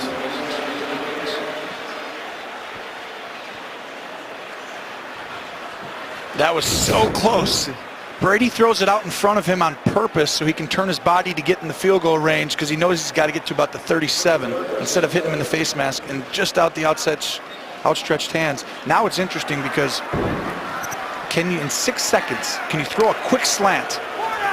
Tennessee's in a weird spot. They got to protect the end zone. If I'm Tom, I throw real quick right here to Gronk or somebody on a slant and call timeout. Tell him it's down in the huddle. You got to go down instantly when you catch it. Here's Brady. Goes across the middle. Amendola. Oh. Stayed on a second for a while. That might have been a Gillette time clock. Did you see that? That was close. Did you see that? I don't know. We're going to have to time that one ourselves. Is that reviewable? It's not reviewable. Watch this. Was there a whistle, or like how did somebody make the decision to call a halt to this? No, it's really close. It's not reviewable. It was hard to tell in slow motion, to be honest, because yeah, it's close. His knee was down. It just depends. If someone's calling timeout the moment he's touched, I think they got it in time. The problem is he needs to go down instantly. As soon as you catch it, you tell him down. The moment you catch it, timeout. Well, this could be 53 yards here, Tony. There've only been 2 postseason attempts in Gillette's history from 50 plus. This is 53 yards. Gostkowski. And just wide. Tennessee got away with it. Yep. They're still in it, but boy. Down 21-3 last week. Now down 21-7 tonight at halftime. They did it once. Can they do it in a tougher opponent and tougher game? Just outside. 21-point quarter, though, by the Patriots. Ties the postseason franchise record. 21-7 New England at halftime. And halftime is next after these first half highlights from Verizon and a word from your local station. 21-7 as we get set to kick the football here to begin the third quarter. It'll be coming to Tennessee first, and here's a look at the winning play of the first half presented by H&R Block. Brady to Hogan. Get Brady over 200 yards and a couple of touchdown passes. 21-7 lead. You know, the Titan faithful right now are saying, wait a minute, this is very similar to last week, but you know, this is New England. What adjustments do they make now? Well, you got to get a little more aggressive. I think offensively, you've got to respect the fact that New England has shut your run down, at least made it very uncomfortable. So use that against them. Getting running looks, throw the ball behind them. Keep making it feel like you're going to run the ball, take shots down the field, get aggressive, and you know, you got to get a turnover at some point. That's the way to beat them, and New England knows that. But this drive is big. This gets you back in it right away and sends a message to everybody. The kick is short to Jackson at the 12. Stutter step move and steps out of bounds at the 26. So Mariota first half was 9 of 15, 117 and a touchdown. They really did not get much out of Henry coming off the 156 game. He rushed it 11 times for 24 yards. But again, he did most of his damage at Arrowhead last week in the second half, 114 of his 156. Yeah, but that's because they felt comfortable getting stops. I really think you got to be aggressive here early, and you stay committed to the run in the fourth quarter, but this quarter, you get back in the game. Mariota, you got to carry him a little bit now. Conklin remains out at right tackle. Kelly is replacement since that time, and a completion for about 6 to Matthews. We take it to Tracy. Jim, I had a chance to speak with Bill Belichick coming out of the locker room. He really liked his team's execution, but he knows that this team, this Titans team, can come back from a deficit. We saw it last week. As for Mike Mularkey, he was extremely frustrated with the officiating. His message to his team, overcome everyone, Jim. Okay, so sounds like an awful lot of people. Where does it end? He's got to play good ball, execute. Here's Henry. Going to try to break it outside. He's got a chance. Got a flag out as he had plenty for the first down. Hold on. Hold on the edge on 81, Jonas Smith. Offense, number 81. 10-yard penalty. Replay second down. But back to Malarkey, he did tell us, you know, as Smith was holding Harrison. You got to let him go right when they rip away. You got to let him go. Malarkey did say, you know, one thing about my team, we never blinked once the entire season. No, it wasn't always pretty. You know, we never played a full game. He thought this might be the night where everything came together. They can do it. I remember halftime my rookie year. Bill Parcells came in and we were losing to the Carolina Panthers. And he walks in and everyone's down like we can't win this game or something. He comes in and he goes, "Hey, look at me." He goes, "I was down worse than this to Joe Montana, Bill Walsh, and the 49ers. You think this is tough? Get up. We're going to win this game." That's what Malarkey needed to send his message to these guys. You can do it. 2nd and 13, complete to Decker, and I trust you did. No, they lost, but it was still a cool speech. After all that. Got me excited, though. Man, I was believing. You see the tackling, though, right after the play? Yards after catch in the first half. New England has 123, Tennessee's 32. The tackling has been outstanding on New England's part. Fundamentals of football. You saw it that time by Malcolm Butler, right in front of his defensive coordinator, Matt Patricia. 3rd and 7.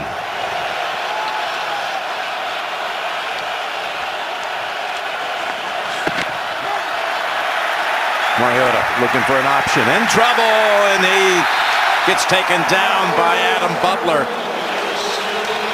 Butler out of Vanderbilt, undrafted, and he's been quite a find. You see the receivers are covered, playing underneath. Decker can't get open. Oh, and John Smith was open. He just has to keep going. And sack, coverage sack right there. 2nd sack for that Patriot defense. And as Kern again drops his hand warmer and gets ready to punt it for the 4th time in this game.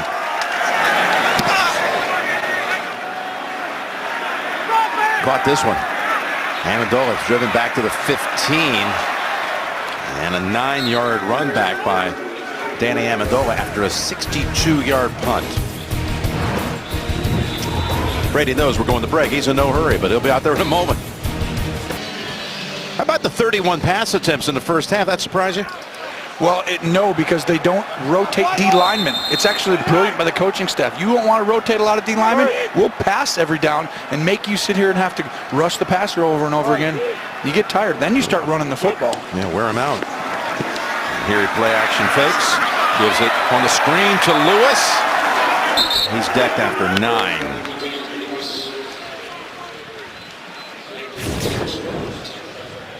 Just going to be a fake again. And then they go, oh, right back to him. Everyone turns their back like, oh, I know it's a fake, and screen pass. They've adjusted. Now there's 4 guys to the weak side. He can't just hand it off over here. There's too many guys finally. Now he's got to figure out a way to run it to the right. Or bring a guy over and run it to. He was going to run up the middle, and Lewis takes off with, again, that one weaving move, and off he goes for a gain of 10 and a first. Huge to have Brady on that. January 25th, CBS, your favorite NFL players showcase their best talents off the field. You can watch and vote live to decide who really is the MVP of the most valuable performer on CBS. And that's incomplete. And producers of that show, by the way, most valuable performer, executive producer Bob Horowitz was telling me this week he was so disappointed you weren't still in the league. You have to be in the league. You would have been in. They had tape of you singing with Journey. Don't Stop Believing. What's the most valuable player for what? For singing? NFL players, you know, you go out and do your own talent show. You could have been in it. But you're not eligible now. You're not a player.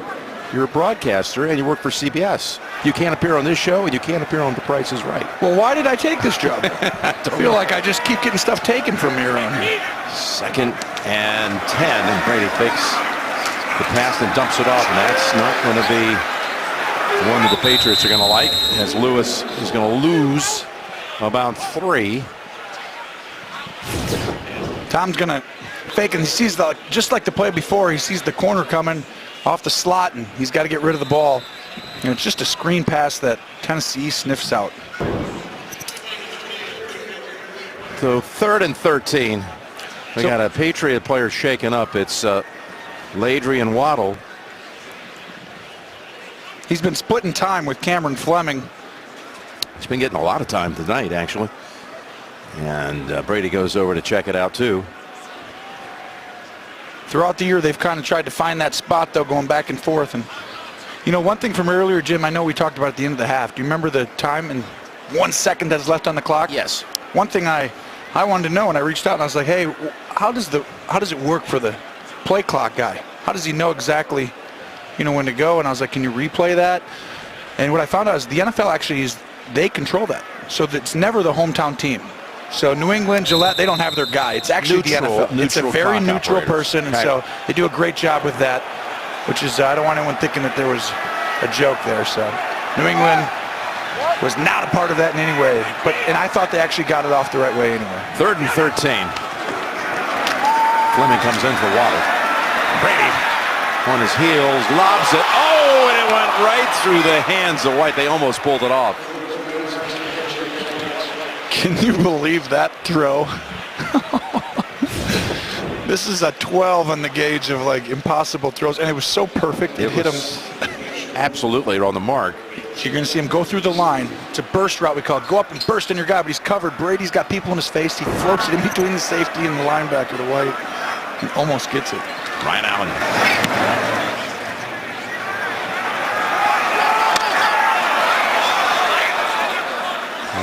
Titans got banged around, but it falls to the ground after 37 yards, and the Patriots offense taken off the field. The NFL on CBS is sponsored by Southwest Airlines. Low fares, no hidden fees. That's transparency. Geico, 15 minutes could save you 15% or more on car insurance. And by Verizon, the most awarded network ever. Just down the road here from Gillette Stadium, Hasbro Toys, producing some of the world's most famous games. Monopoly just happens to be made here in the area. Monopoly, Guess Who, and your favorite, Twister. As Mariota and the Titans need to get this offense jump-started. I like the 3 tight end package. Gets you discombobulated. Let's see what happens. Well, you're going to have 1st and 15. Well, it looks like it discombobulated themselves. Ball start. Offense, number 87. 5-yard penalty. First down. Can't do that, Decker. Oh, your job as a receiver is just to watch the ball. You're on the road. You don't have to listen to the sounds of the quarterback or anybody. Just watch the ball. You're far away. That's the 3rd false start on the Titans tonight. Yep. Not a lot of wiggle room. 8 penalties, well above their average over the full course of the game. It's a great catch last week by Decker in Kansas City, though, wasn't it? Yep, it was the game winner, but look at this. Speaking of a catch, Ricky Jean-Francois is able to catch up with Mariota in the backfield. Just miscommunication on the left side of the line by Tennessee. Oh, boy, that was a backbreaker. You can see, look at this cool graphic. You see he gets up the field, does a great job getting to the quarterback. That's his first sack as a member of the Patriots. And suddenly it is 2nd and 23. And Mariota's in trouble again, and he's decked at the 2 this time. Marquise Flowers.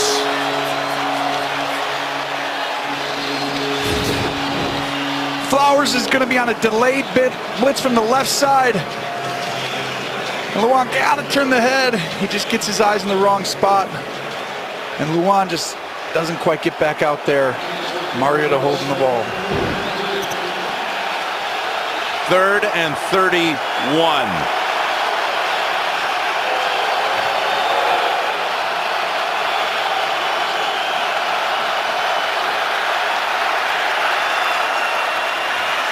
Dumps it off to Henry.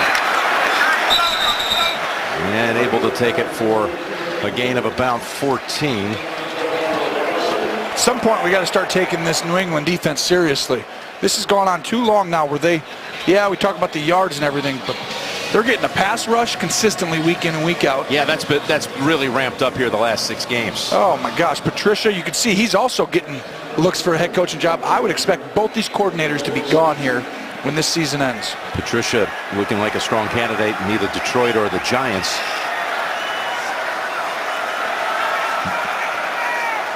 Fourth and 16. No gunners lined up as Kern had pressure.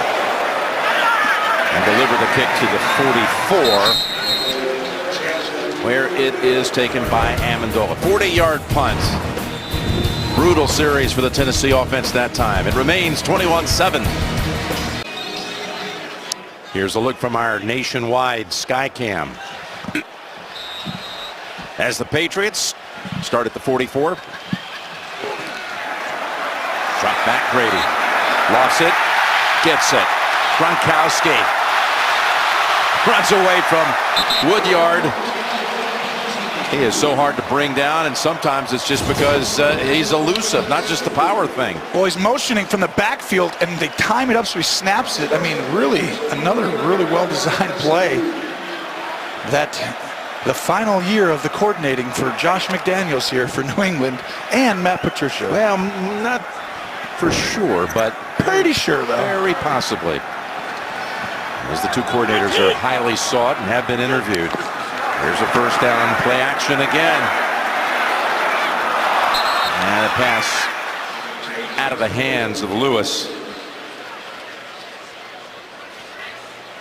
Well, McDaniels, he's had opportunities in the past. I mean, he's been waiting to really find what he thinks is the perfect fit.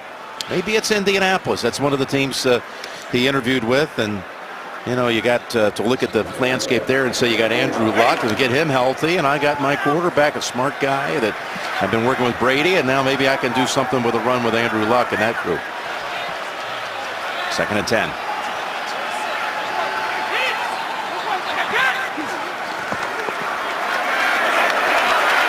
And that picks up about 7 to Cooks.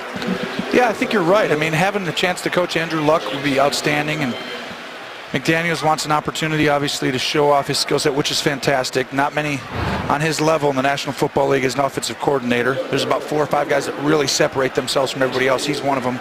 But then you got the job in New York.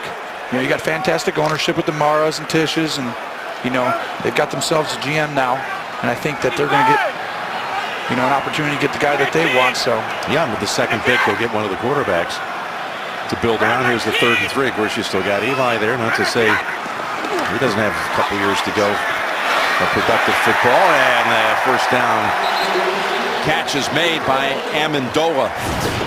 Boy, you don't see this very often, but this is the old Edelman route. Let's motion all the way across, and Amendola goes up and goes right back in. Clear somebody out and let the little guy, Edelman, Welker, Amendola, they went back in time for that play right there. Is Tennessee's defense, did they make any adjustments that you can spot right now at halftime? The problem is you have to play the run on every down now too.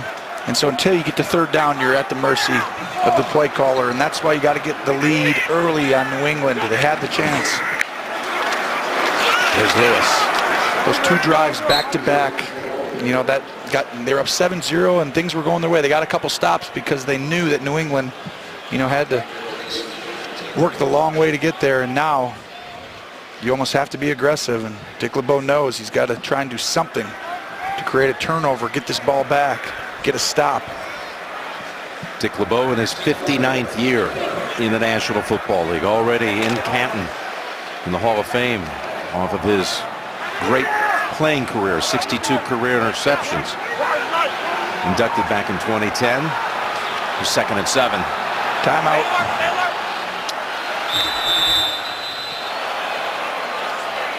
New England calls its first charge timeout in the half. This is a 30-second timeout.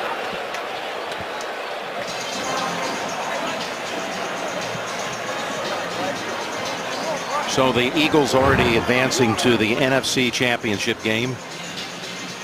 That was earlier today, and tomorrow again we'll have Jacksonville and Pittsburgh. Ian Eagle, Dan Fouts Evan Washburn and that crew will be there in the Steel City. That's going to be some game to see. I know how much you've been talking about that one for a long time. And then Fox will have the Saints and the Vikings in the late afternoon slot. As by tomorrow, we will be down to the Final Four, if you will, in the NFL. I know everybody wants to see Pittsburgh, New England. We all want to see that too, but Jacksonville might disrupt all that, because the one thing you don't want to see is a front four and a back end who are very, very good. Brady on 2nd and 7. Where do they spot it? Forward progress. Amendola with the catch. He tried to throw the ref forward. I've done that before. You just throw it in front so he has to move so he forgets his spot. Yeah, that's exactly what he's doing there. I've done it. I've been like, oh, he's standing just behind the line. Let me throw it so he has to move. So when he comes back to his spot, he accidentally is a little bit more forward. But that didn't work. They spot him about a foot short. Amendola goes up, breaks out. He's close, but as he turns there, he's probably behind. And Mark Perlman was the line judge who, he was trying to move him around a little bit, but he stayed on the spot, foot away. Bolden's in the backfield.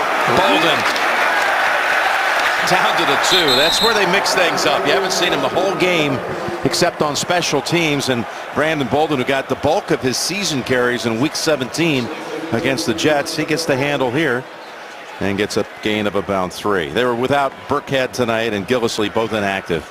Yeah, he's their biggest back, and he's not huge, but he's 5'11", 220-ish, and it's pretty good size, and they're used to having that big back. But guess what? Blunt, somebody do that, but Lewis has been running so well this year. James White is back in the game. He's split wide to the right, already with 2 touchdowns on the night. Brady knows the coverage. Hey, look at that. It's a linebacker, man-to-man. Fakes it to him. Rolls out, looking at Amendola, and it's incomplete. Byard was there and was not fooled. That was some season this kid Byard had in his 2nd year. Well, when they motion and they put him outside there, Byard does a good job on it. But Brady knows that the running back is guarded. Brady just misses him on that throw. Should have had him there. But when you're in man-to-man coverage, you know that guy has to cover Amendola coming all the way across the field. Now, if it had been zone, they would have ran a different play. Here's 2nd and goal. Same thing. What's the play? Boom. He's got Bolden, the running back, with the handle. Untouched. Untouched for the touchdown. Brandon Bolden.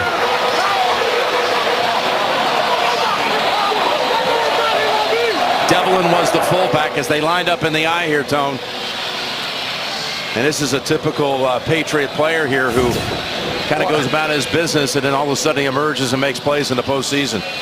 It's a cross-dog blitz, and I guarantee New England ran this all week, and Tom Brady checked the play. And, oh, what a great job by the center and Devlin.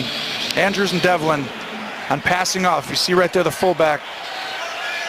And that was Brady saying, we're switching, we're going to this play. It's versus a cross-dog blitz. They were ahead of it all the way. The point is good. Brandon Bolden to play special teams. He's not even up every week. They bring him in goal line. The 6-year veteran scores. The NFL on CBS is sponsored by IBM. U to the power of IBM. And by the all-new Accord from Honda.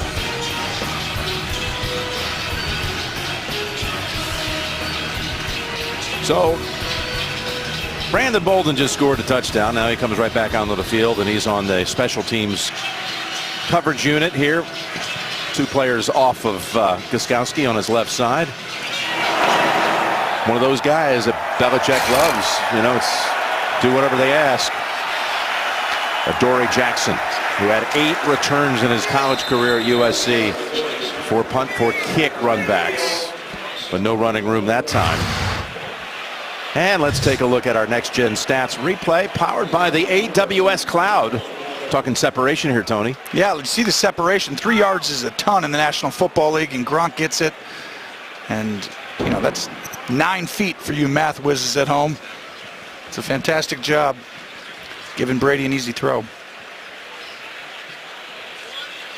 John News Smith was shaken up on that return team. And he's a guy they have a lot of faith in. A rookie out of Florida International, drafted in the 3rd round. personal foul and necessary roughness, number 36 of the kicking team. A 15-yard penalty will be added to the end of the play. Tennessee's ball, first down. Is on Brandon King. Belichick right now is trying to figure out who got the penalty, and he's talking right now. He's like, why? What did he do? You think you can hear him through all that? I can. Yeah, you can easily hear him. He talks pretty loud. Okay. To the right side of the screen, you see King, who got Oh, flagged. yeah. Oh, no. Right up to his back. He's like, that's not good for Smith. And there's the flag as he wrestled with the face mask on Supernaw. Oh. There is rolled over by Slater. Smith has had such a good year, too. You hate for something like this to be anything that's more than just a short-term little thing, because he's really come on. You know, he's learned a lot having Delaney Walker around, but he's got a bright future. And just wanted to get up here and be safe. Nothing. You don't want something bad. By the way, they've already now ruled out here in this quarter. Just a few minutes ago, we got word that Jack Conklin will not be returning. Out for the game with that knee injury. That really hurt them, because you can see it's continuing. 36 right at the top up here. Little headbutt. You can't do that. And Brandon King being foolish.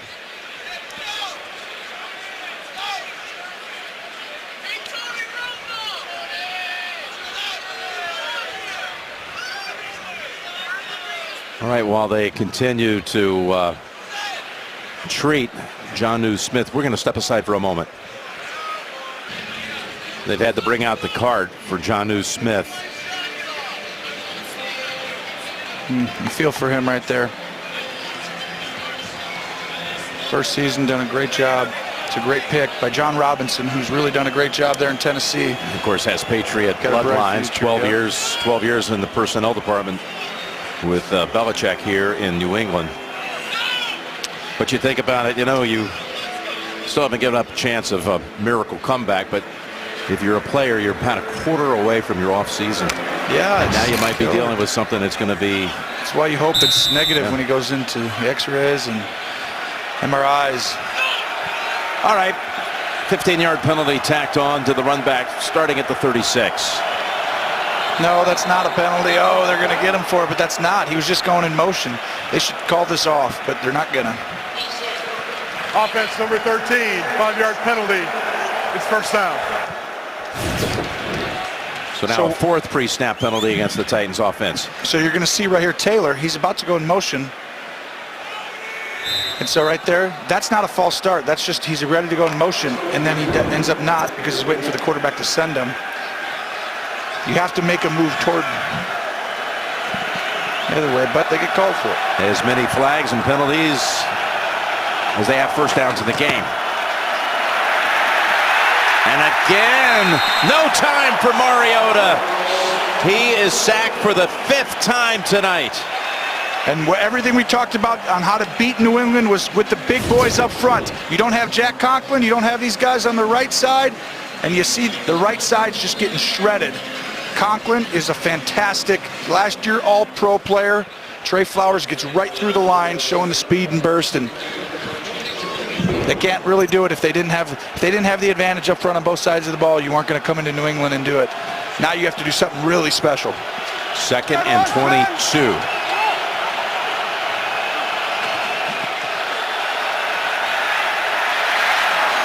Incomplete. And it's back to that 4th and 1 play at the end of the first half. Since that time, they've had 8 snaps for -8 yards. Wow, and you see the spy here containing Mariota.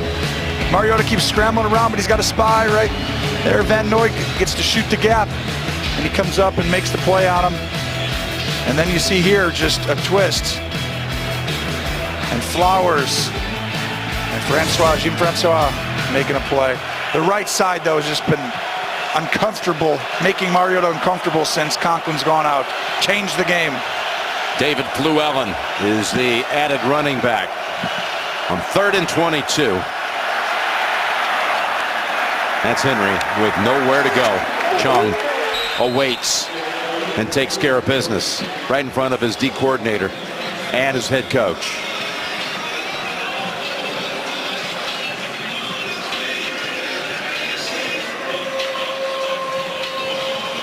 Well, they had that one touchdown drive to put up the first 7 of the game, and again, it was 95 yards. Well, and other than that, there's been very little to speak of. Well, that was early when they had everybody, and that was the way to beat them. You could play that kind of style of ball, and you could make it a very shortened game. But, you know, Mariota doesn't get through the progressions the way that Brady does with the speed. He's got to use his legs, and Belichick knows that. He took that away from him. Bolden almost got to Kern on the punt, 50 yards.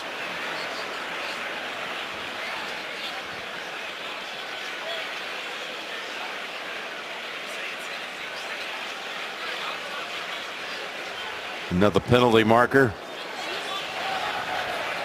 During the kick, holding number 50 of the receiving team.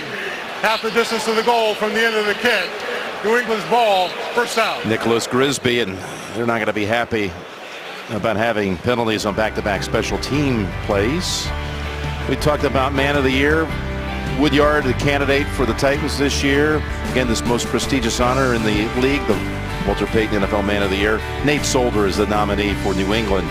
Plays a major role in the success of Fresh Truck, which converts old school buses into mobile markets that provide healthy food to the Boston community. And good luck to Nate and Wesley both, as next week during our AFC Championship game, they'll announce the 3 finalists.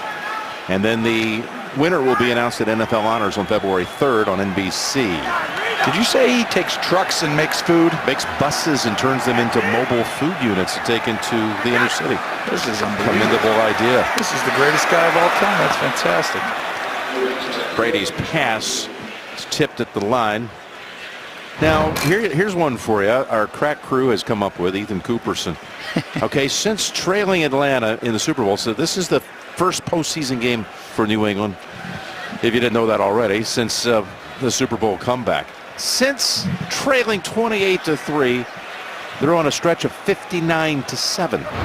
That's amazing, and also a little silly because that was 17 or 18 games ago. Yeah. But it's actually impressive how they just reload a different way. And this is a completely different team, the way that they stylistically do it on offense and a little bit different on defense. Lewis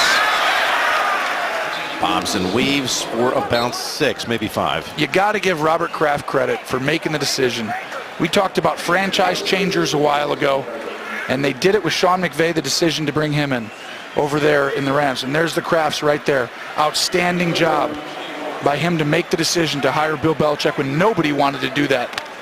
No one at that time. Coming from Cleveland, you know, he comes in, he hires him, and he sticks with him, and then boom, Brady comes in, and this franchise goes right through the roof. Changed New England, the city, this area. It's been outstanding.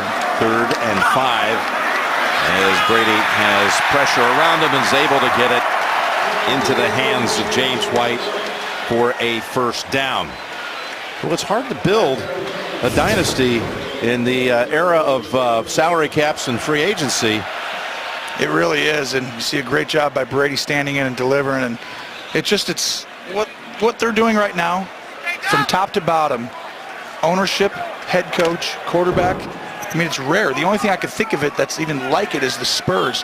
It's rare that you get the best player in the NFL or the NBA. You got Tim Duncan as we watch this. It's Lewis for a couple. And the Spurs go out and get Tim Duncan. When they get Duncan, and then you have Greg Popovich as your coach, well, you pretty much have the best coach in the league. And then you pretty much have a top 1 or 2 player.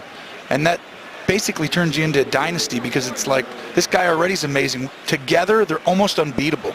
And that's what they have here. They have the best coach. They have the best quarterback.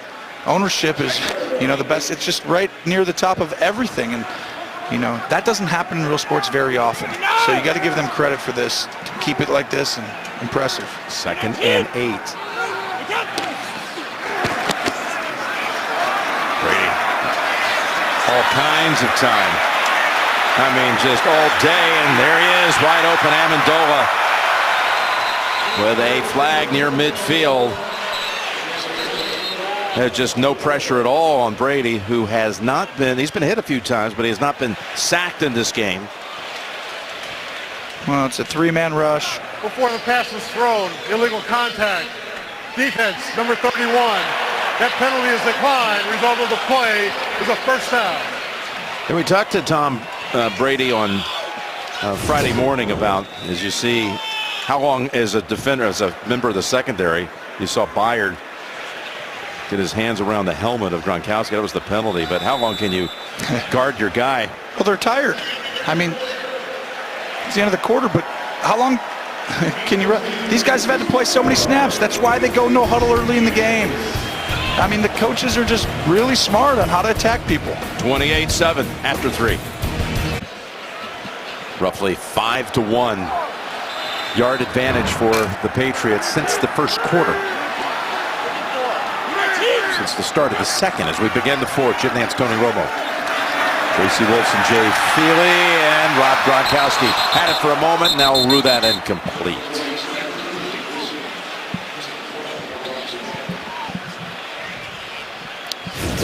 We've seen this a million times. Great job by Williamson running the field, and then Cyprian dislodges the ball late, and Gronkowski still almost comes up with this. Look at this. Williamson puts his hand in and fires it out. Well, for Gronkowski, people forget he missed the playoffs last year. Remember, he was out with injury, so it's been a while since he played a postseason game, and he was excited about being back out in this kind of a pressure situation, postseason. They throw it to him again. Byard throws him down, but catch number 5 on the night for the Gronk. It's a quarterback clinic right now because Brady moves Gronk out. He sees that it's man-to-man pressure, and he decides to push Gronk out. It's completely a different play. Walks up there, says, hey, they're pressuring, it's man. Let me put Gronk outside the numbers and throw a back shoulder fave and move on. Just high quarterback. That gives Brady, Tony, a 300-yard game. As White has nowhere to run that time. Met at the line. And you're not seeing, guys are getting praised, you know, for young guys, sometimes it's like, oh, good job getting into the right run. You know, Tom's like, hey, I got a chance to get Gronk one-on-one. I know I got it here. Let me just completely change the play. That's a whole nother level. And, hey, you know what? No, get in a different formation. You guys over here do this. Let me just throw this here, move out. I mean, that makes everybody look real smart. 62-yard drive to this point. 2nd and 10.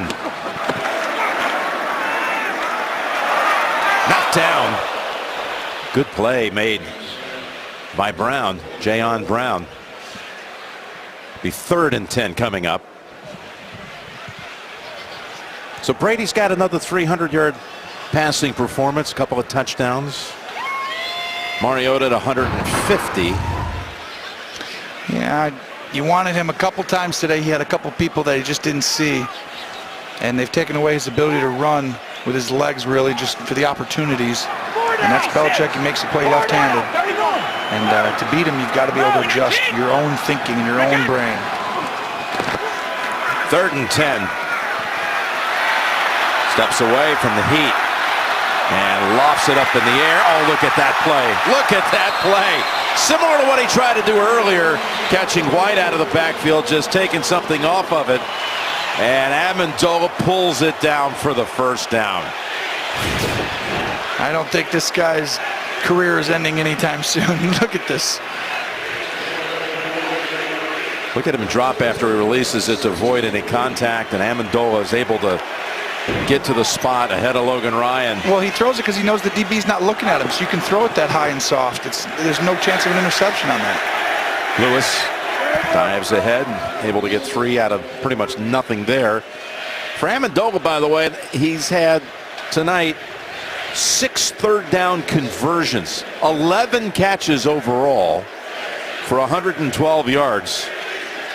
It's looking like what Julian Edelman so often do. Well, when you go away from it for a while, you come back to it. That's the way this league is. If you're really gifted as a play caller or, you know, the quarterback, it's like, let's get away from this for 4 or 5 weeks, and then in key situations go right back to this. There's no tape. They're not thinking about this. And then next week you morph again. But every 4 weeks you can just adjust your offense. You stay ahead of the curve. That's what the Patriots do, and it provides a lot of trouble for opponents. 2nd and 7. Chasing after Brady, who got it away to Lewis.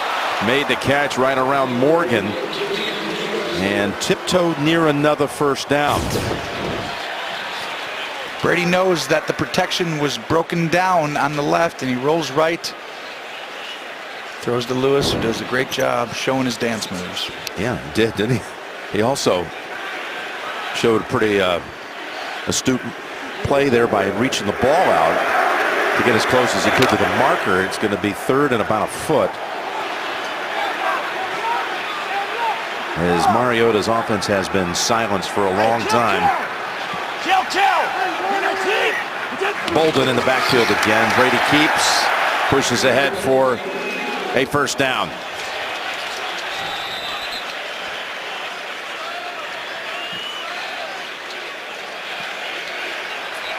They've been chanting MVP here for the better part of this drive.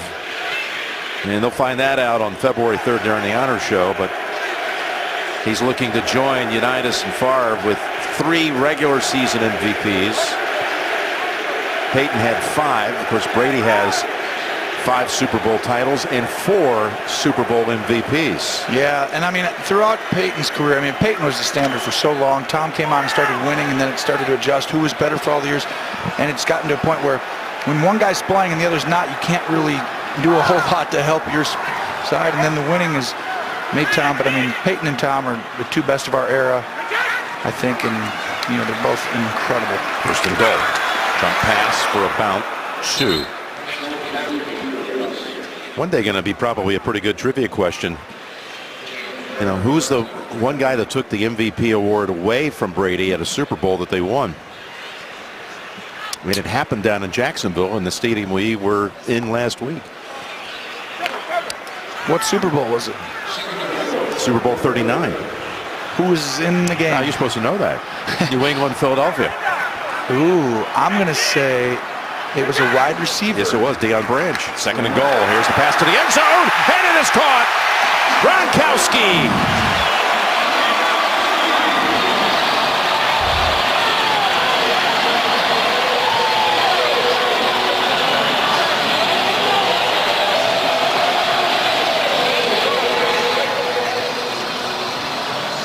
This is the 10th time that Brady and Gronkowski have teamed up for a touchdown in the postseason, which is tied for the second best all-time touchdown combination in the passing game. Second to Montana and Rice, who have 12. Brady and Gronkowski now with 10. Unbelievable. And he did it on an all-pro, Kevin Byard. Hard to stop him. One more added on for a 35-7 lead. With 35 unanswered. Boy, that says it all, doesn't it? Titans have run 39 plays. The Patriots have collected 30 first downs. Brady with a 3-touchdown game. In his last 7, counting this as the 7th game against Tennessee, he has now thrown 16 touchdowns, no picks.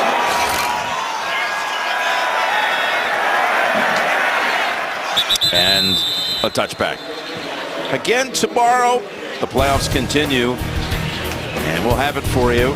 Jacksonville and that mighty defense taking on the Pittsburgh Steelers.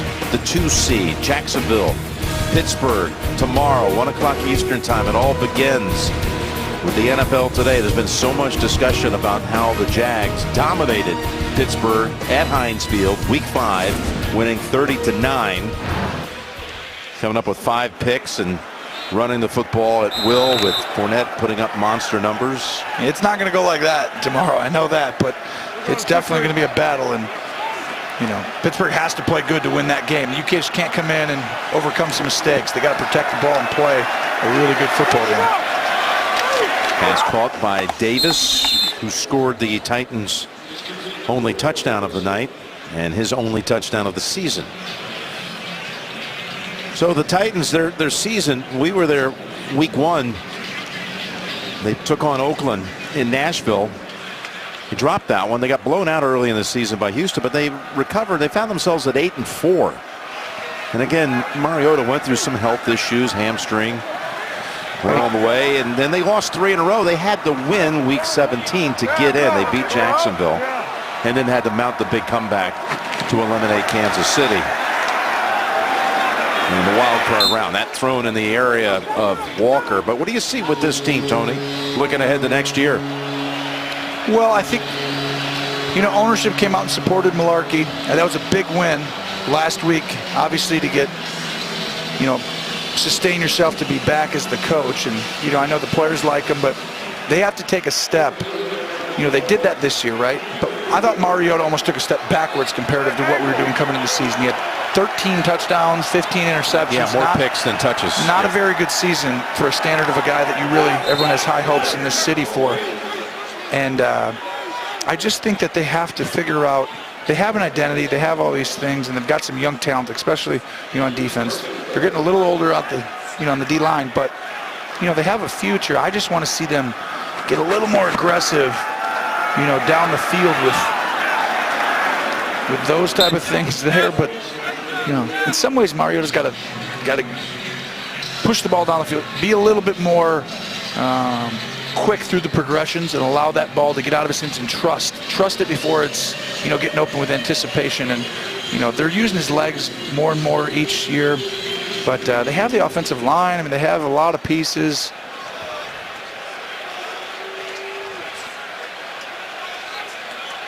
You got Derrick Henry, who tonight has managed only 27 yards on 12 carries.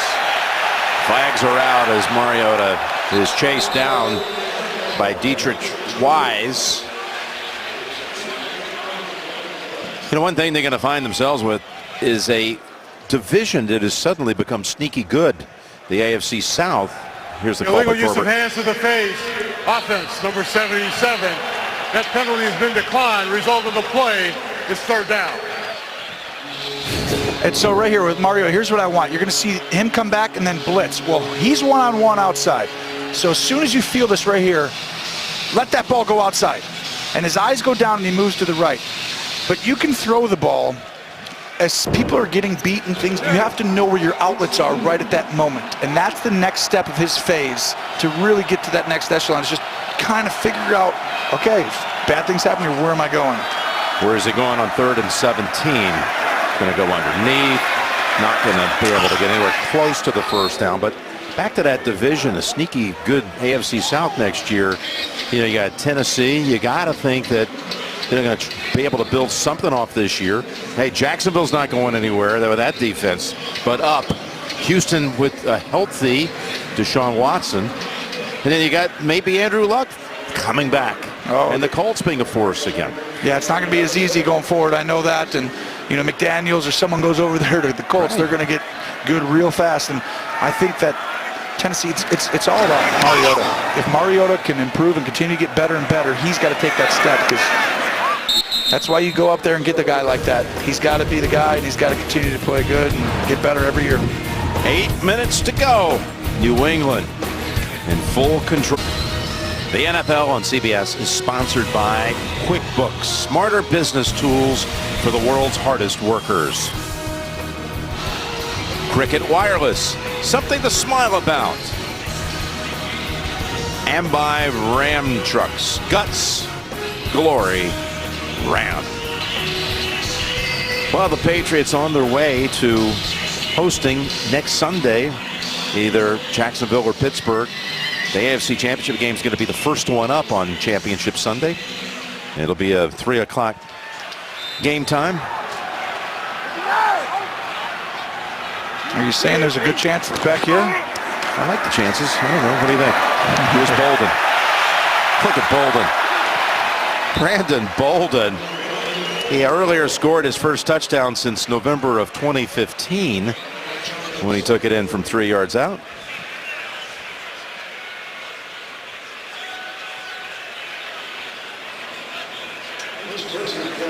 As Brady remains in the game, that is something we've discussed this season when they've had blowout leads. They pretty much go until the last 2 or 3 minutes, keep them in there. That's the Belichick way. I think we'll see Hoyer if they get one more drive after this. Yeah, I do too. As Bolden is upended after 1. Let's go down to Tracy. Jim, Marcus Mariota last weekend had the biggest win of his career, but 2 days later, fellow Hawaiian quarterback and his protege Tua Tagovailoa led Alabama to a national championship. Tua and Mariota, by the way, have known each other since Tua was in the 4th grade, and when Mariota took him under his wing at their high school football camp, they just formed a relationship, and the two still keep in touch today. He said Tua is just a stud, a special kid. He told us, he spoke to him this week, and he's just so proud of him, Jim. Well, he should be. He was just absolutely amazing, wasn't he? As the pass is dumped off over to Hollister. And, of course, Coach Belichick has a very close friendship with Nick Saban, who won his 6th national championship. And now Bill is, so it appears, 1 game away from going back to a Super Bowl again in pursuit of what would be his 6th world championship. I love talking to him. Talking football with him is a walking encyclopedia, and I learn a lot. And, you know, the kinship is that, you know, the football junkies, like when we get together, Saban's on that same thing. He used to talk football and just really why they would do things or why you'd run a coverage. And, you know, it's really fascinating, just the knowledge and intelligence and really the advantage that he gives this team, that he's there every day. 3rd and 9 as we approach 6 minutes to go.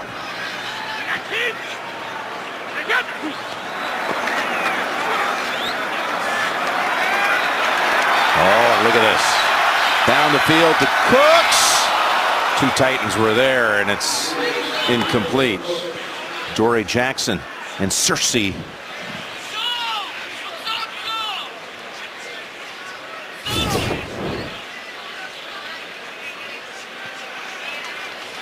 Oh, he gets some height up there. I tell you, they mistimed their jumps a little bit. That was a catchable ball. Yeah. Could have went past him, but they don't have that big guy down the field like that. That's the one thing they're missing, is that big target. That's why they put Gronk out there. He becomes that single receiver in a lot of situations.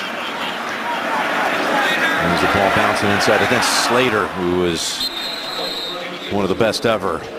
But getting down and being able to down it inside the 5. Could not quite catch up to that one.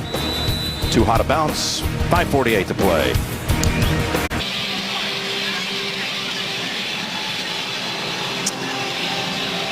So we're back with the Titans.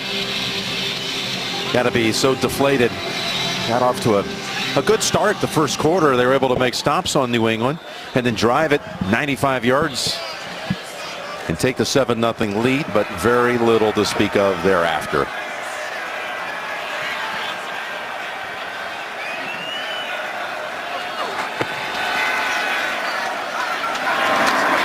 A lot of folks wondering, Tony, as that pass sails past Walker.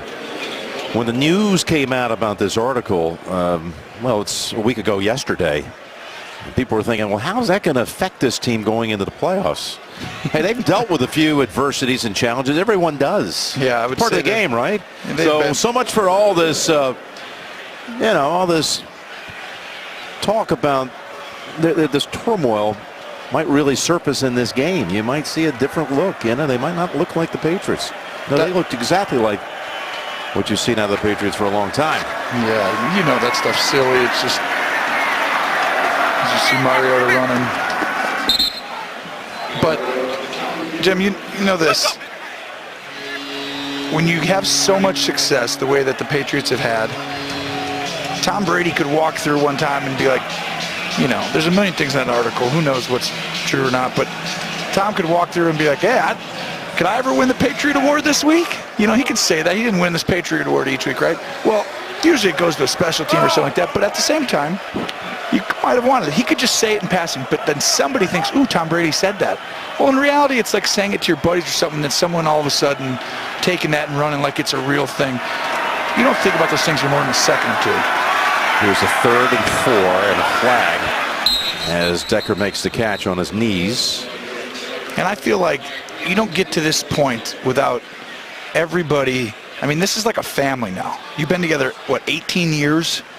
Well, a lot of the places are, you know, a lot of the parts are in place here. Before the pass is thrown, holding. Defense, number 31.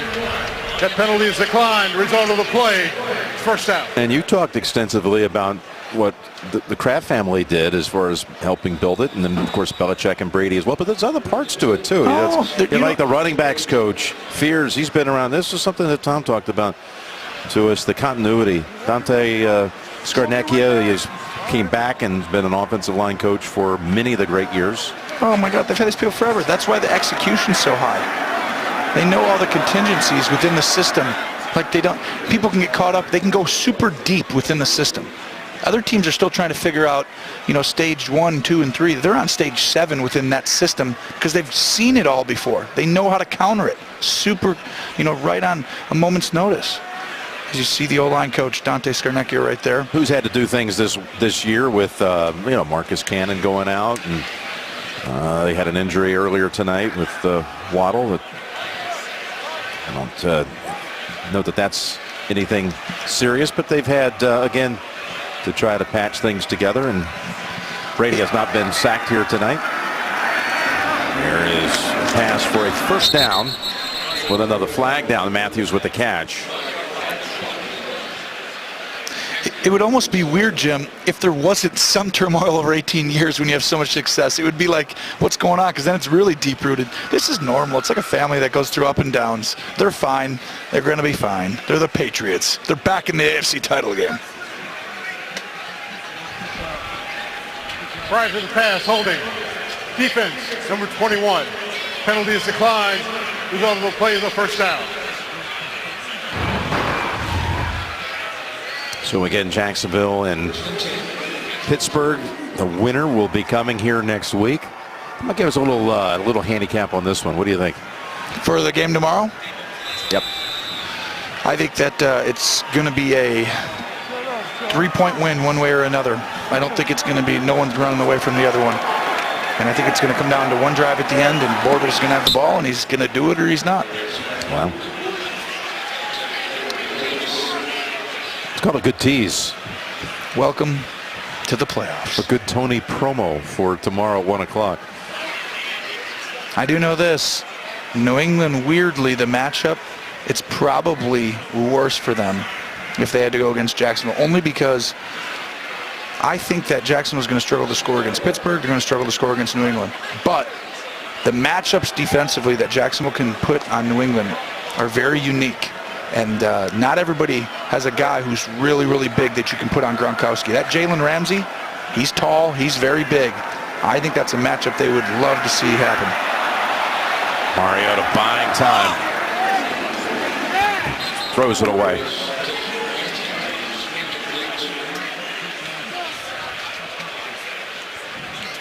Gronkowski, Amendola. Get in there, little fella. They don't disappeared. He is, yeah, come over here. Can we see that again? Gronk with a great game. He's played outstanding as the season's gone on. And Tennessee, you got to give them credit. They got second round of the playoffs. You just said before the year it's an outstanding job for them to do that. A lot of things had to come together, and they did what they had to do to get there, and they should be proud. Amy Adams-Strunk organization took a step. Mariota backs up to avoid a 7th sack. And now fires it. Did he have the feet down?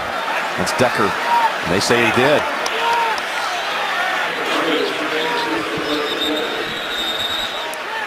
And we've got a Patriot defender down. It's Jones. He looks in there, Yeah, the ball doesn't move there from that angle, and Jones. So we're going to have an injury timeout as the Patriots tend to Jonathan Jones. Back in a moment. The NFL on CBS is sponsored by Progressive. Comparing rates to help you save. Now that's Progressive. And by Bud Light, brewed to be enjoyed responsibly. Okay, Jones, without any assist, he did hobble to the sideline, and guess what? They returned to action, and Belichick he'd been clutching that red challenge flag. We knew it was coming. New England is challenging the ruling of the field on the previous Look at this. play. Oh, come on, Bill. Completed catch. We'll review the play. You're supposed to catch that. Well, he's joking with him. He's like, hey, I'm throwing the red flag. They're like, throw it. He's like, okay, I just told you I'm throwing it. This is what he's challenging and they to want catch it. by Yeah. Decker. He's like, I really just told you I'm throwing it. Looked like he was in there, right? Look, the left foot. So the right foot's dragging. Yeah, that's a catch. Does the ball move right here? I don't see anything, do you? Right there? No. Well, the term is, I think, survive the ground. Yeah. Which it did. It moves a little bit. That's fine. That's a catch. It's a catch. Which, if it holds up, will be 5 catches, 74. Decker leading the way in the receiving game. And Belichick's like, well, why, when I tell you, when I throw the flag, do I have to actually throw the flag? Hey, there you go. Did I do that for the cameras? Okay, you guys, good job. There you go. There you go, ref. It's a thrown flag. See, I did it. You guys catch that? He's coaching all the way to the very end against his hometown team, by the way. He was born in Nashville. Yeah. His father was an assistant coach at Vanderbilt when Bill was born. I tell you what, it's where he really learned a lot about football, because, I mean, that's where he, all those years, and by the when he left. The ruling on the field stands as called. It's a first down for Tennessee. New England is charged with its second timeout of the half. So he learned a lot about football. He was really smart by the time he left. And how long did he live there for? Yeah, 1 year. That's right. Super well versed in the game by that point. I will say this. He remained close through the years to the head coach that his father assisted. His father, Stephen, assisted to Bill Edwards. Bill Wade was on that team. And he's gone to visit Mr. Wade down in Nashville, who he felt pretty certain would be watching this game. He wanted to be the quarterback with success of the Chicago Bears long ago. And Mariota says, let me get out of here. No, not in time. As he's chased down again.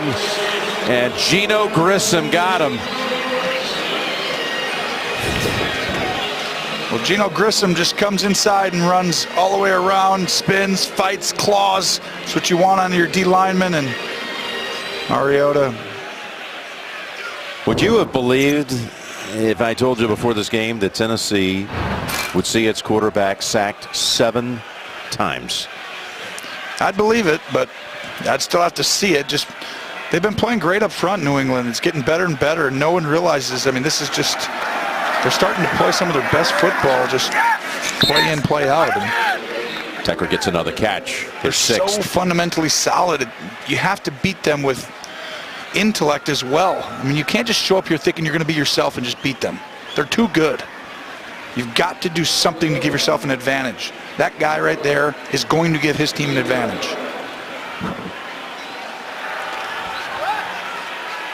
And that guy does too, just by showing up.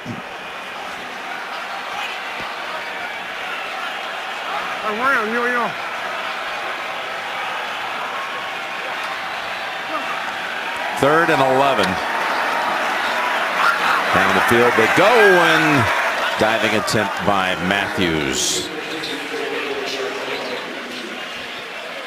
And they're going to bring in Walker and Harry Douglas for a 4th down play.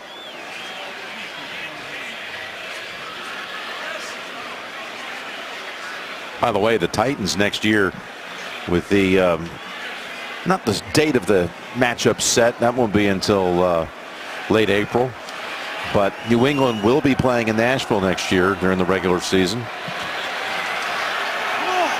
We'll see each other here later in 18. 4th and 11. Catch was made at the feet down. They say yes. Davis. You got to see this one again. Davis with a good route on the sideline. Goes up and breaks off Butler. Ooh, that right foot's going to be close. He tried to drag it. We got the left foot in for sure. Let's see the right.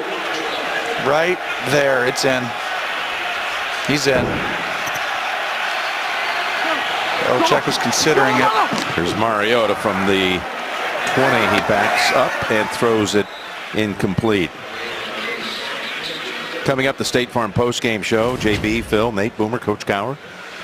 They'll talk about this game, put a final thought together, and get us all teed up for tomorrow, because they'll be right back with the NFL Today about 12 hours later, leading up to Jacksonville and Pittsburgh. I tell you, next week, the winner of that game, this is going to be a big game here next week. Well, it's only for the Super Bowl, for the bid. Yeah, it's really not that big a deal in New England. They do it every year. But I'm telling you, that matchup, no matter who it is, either way, is going to be outstanding, because I think that that will go as a sack, since he only got back to the line of scrimmage. The no gain is an official sack, and Grissom has 2 on this drive. And you see right here, Conklin being out just has really hurt the Titans offense. They played a game here last year, Tennessee, and Mariota got knocked out of the game in the second quarter. It actually ended the season. It was December of 15. It was in 2015. And Malarkey thought, well, we're better, and maybe they're not as good. It's part of the reason they thought they had a heck of a chance, as the catch goes for only a yard to to Henry. Yeah, they're still pretty good. Yeah. But it's a good season. Doesn't have a good taste in your mouth, but that's a good job by them to get to this point. They'll be proud, just not for a little bit. So that'll take us to the 2-minute warning. 4th down coming out of it. There's DeMarco Murray right there. They missed him today. You know, Tony, I woke up this morning very blue, as so many others did as well. You find out the news about the passing of a legend in our industry, Keith Jackson. He did it all. I know we all remember him as the voice of college football. That's undeniable. For some 40 years. And that folksy, down-home kind of sound that he brought to the games, and those little comments that he had, the big house and whoa Nelly and fumble and all that. But he was, anybody in the industry will tell you, what a genuine guy. What a wonderful man. Loved in this industry. I think we lost Dick Enberg just 3 weeks ago, and now right behind it, Keith Jackson. Very sad times. But what a glorious career in life. 89.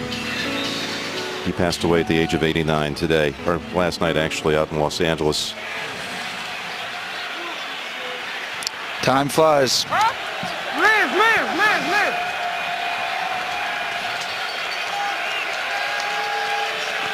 Fourth down, and they're bringing it. Got it away to the end zone, and it is caught. That's a touchdown. Davis gets his second on the night.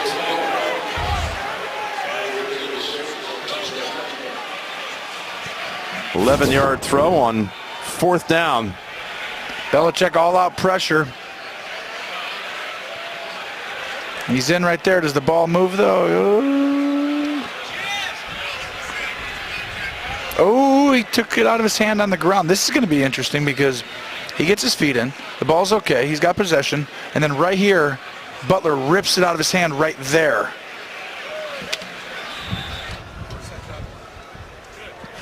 I think that's a catch because I think that's no question that he held control of it.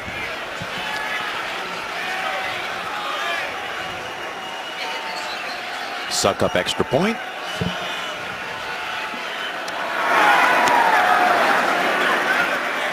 And that comes right on the heels when we had a chance to talk about one of the greats.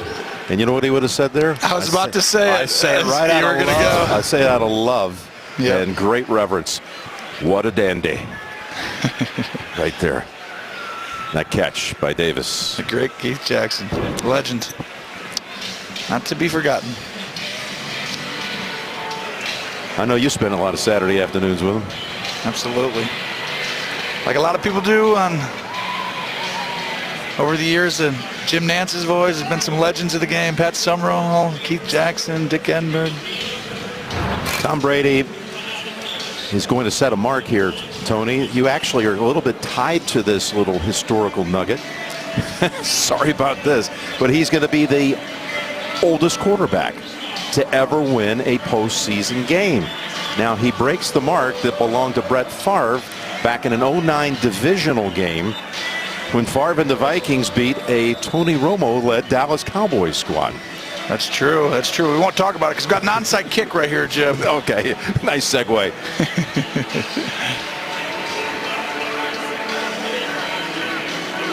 They actually opened their season with an onside kick, and now, for all intents and purposes, that closes their season, and both of them didn't work.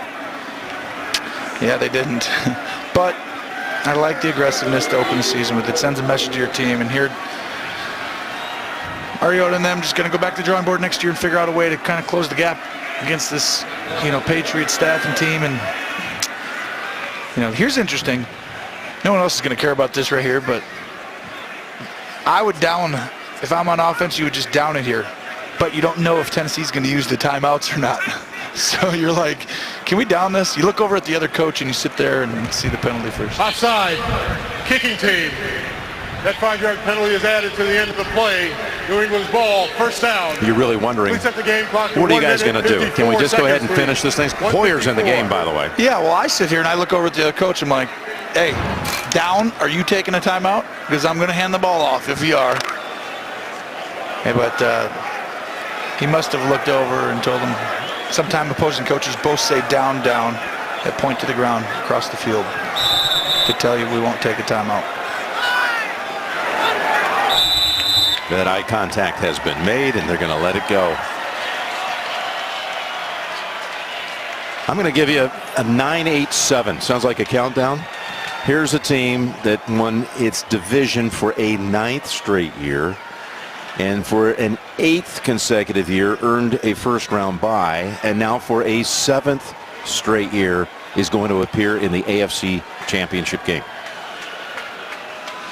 Yeah, that's almost unrealistic to think that somebody could be this consistent. A team, an organization could be this much, I don't want to say better, but just really they are. I mean, it's really, really unique and rare. Well, both of the 1 seeds win today. So the action next week on Championship Sunday will be coming from Foxborough and Philadelphia.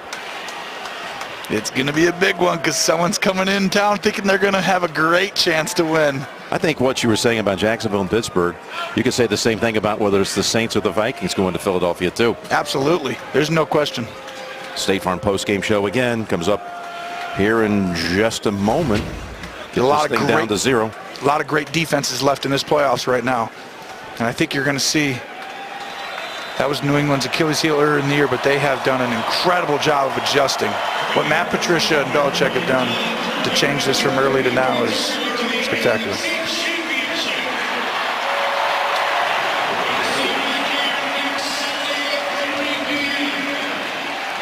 Two quarterbacks meet, as do the coaches.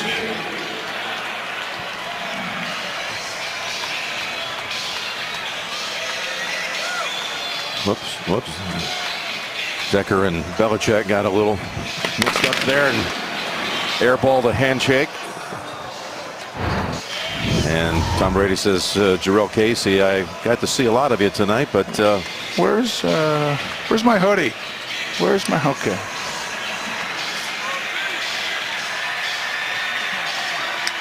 Tom Brady gallops off the field with another postseason victory with 337 yards and 3 touchdowns tonight, and the oldest quarterback to ever win a playoff game. As we go to Tracy. Thanks a lot. Congratulations, Rob. I mean, what can you say about this offense? The way you guys were able to click tonight, take advantage of the defense, make it look so easy with a full complement of weapons now. Oh, yes, we did a great job today on offense. And the defense did a great job, too. It was a great team win overall. And on the offense, everyone contributed. It was great. The wide receivers, running backs, tight ends, we all came in together, and we worked together to get this win.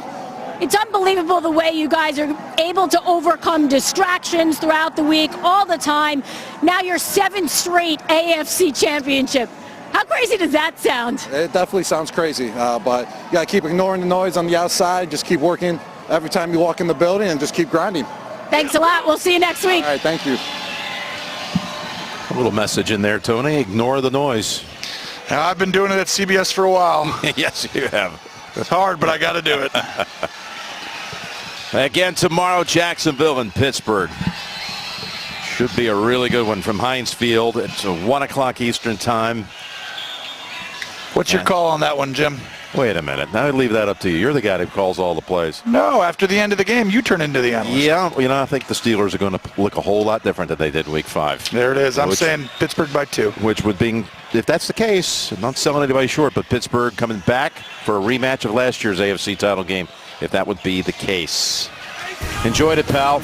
Good job. A lot of fun. The game, well, we thought it might be a little closer, but the Patriots take it 35-14. Coming up next, the State Farm post-game show. For Tony, Jay, Tracy, all of our crew. Jim Rickoff, Mike Arnold, our superb production and technical teams. This is Jim Nance saying so long from New England.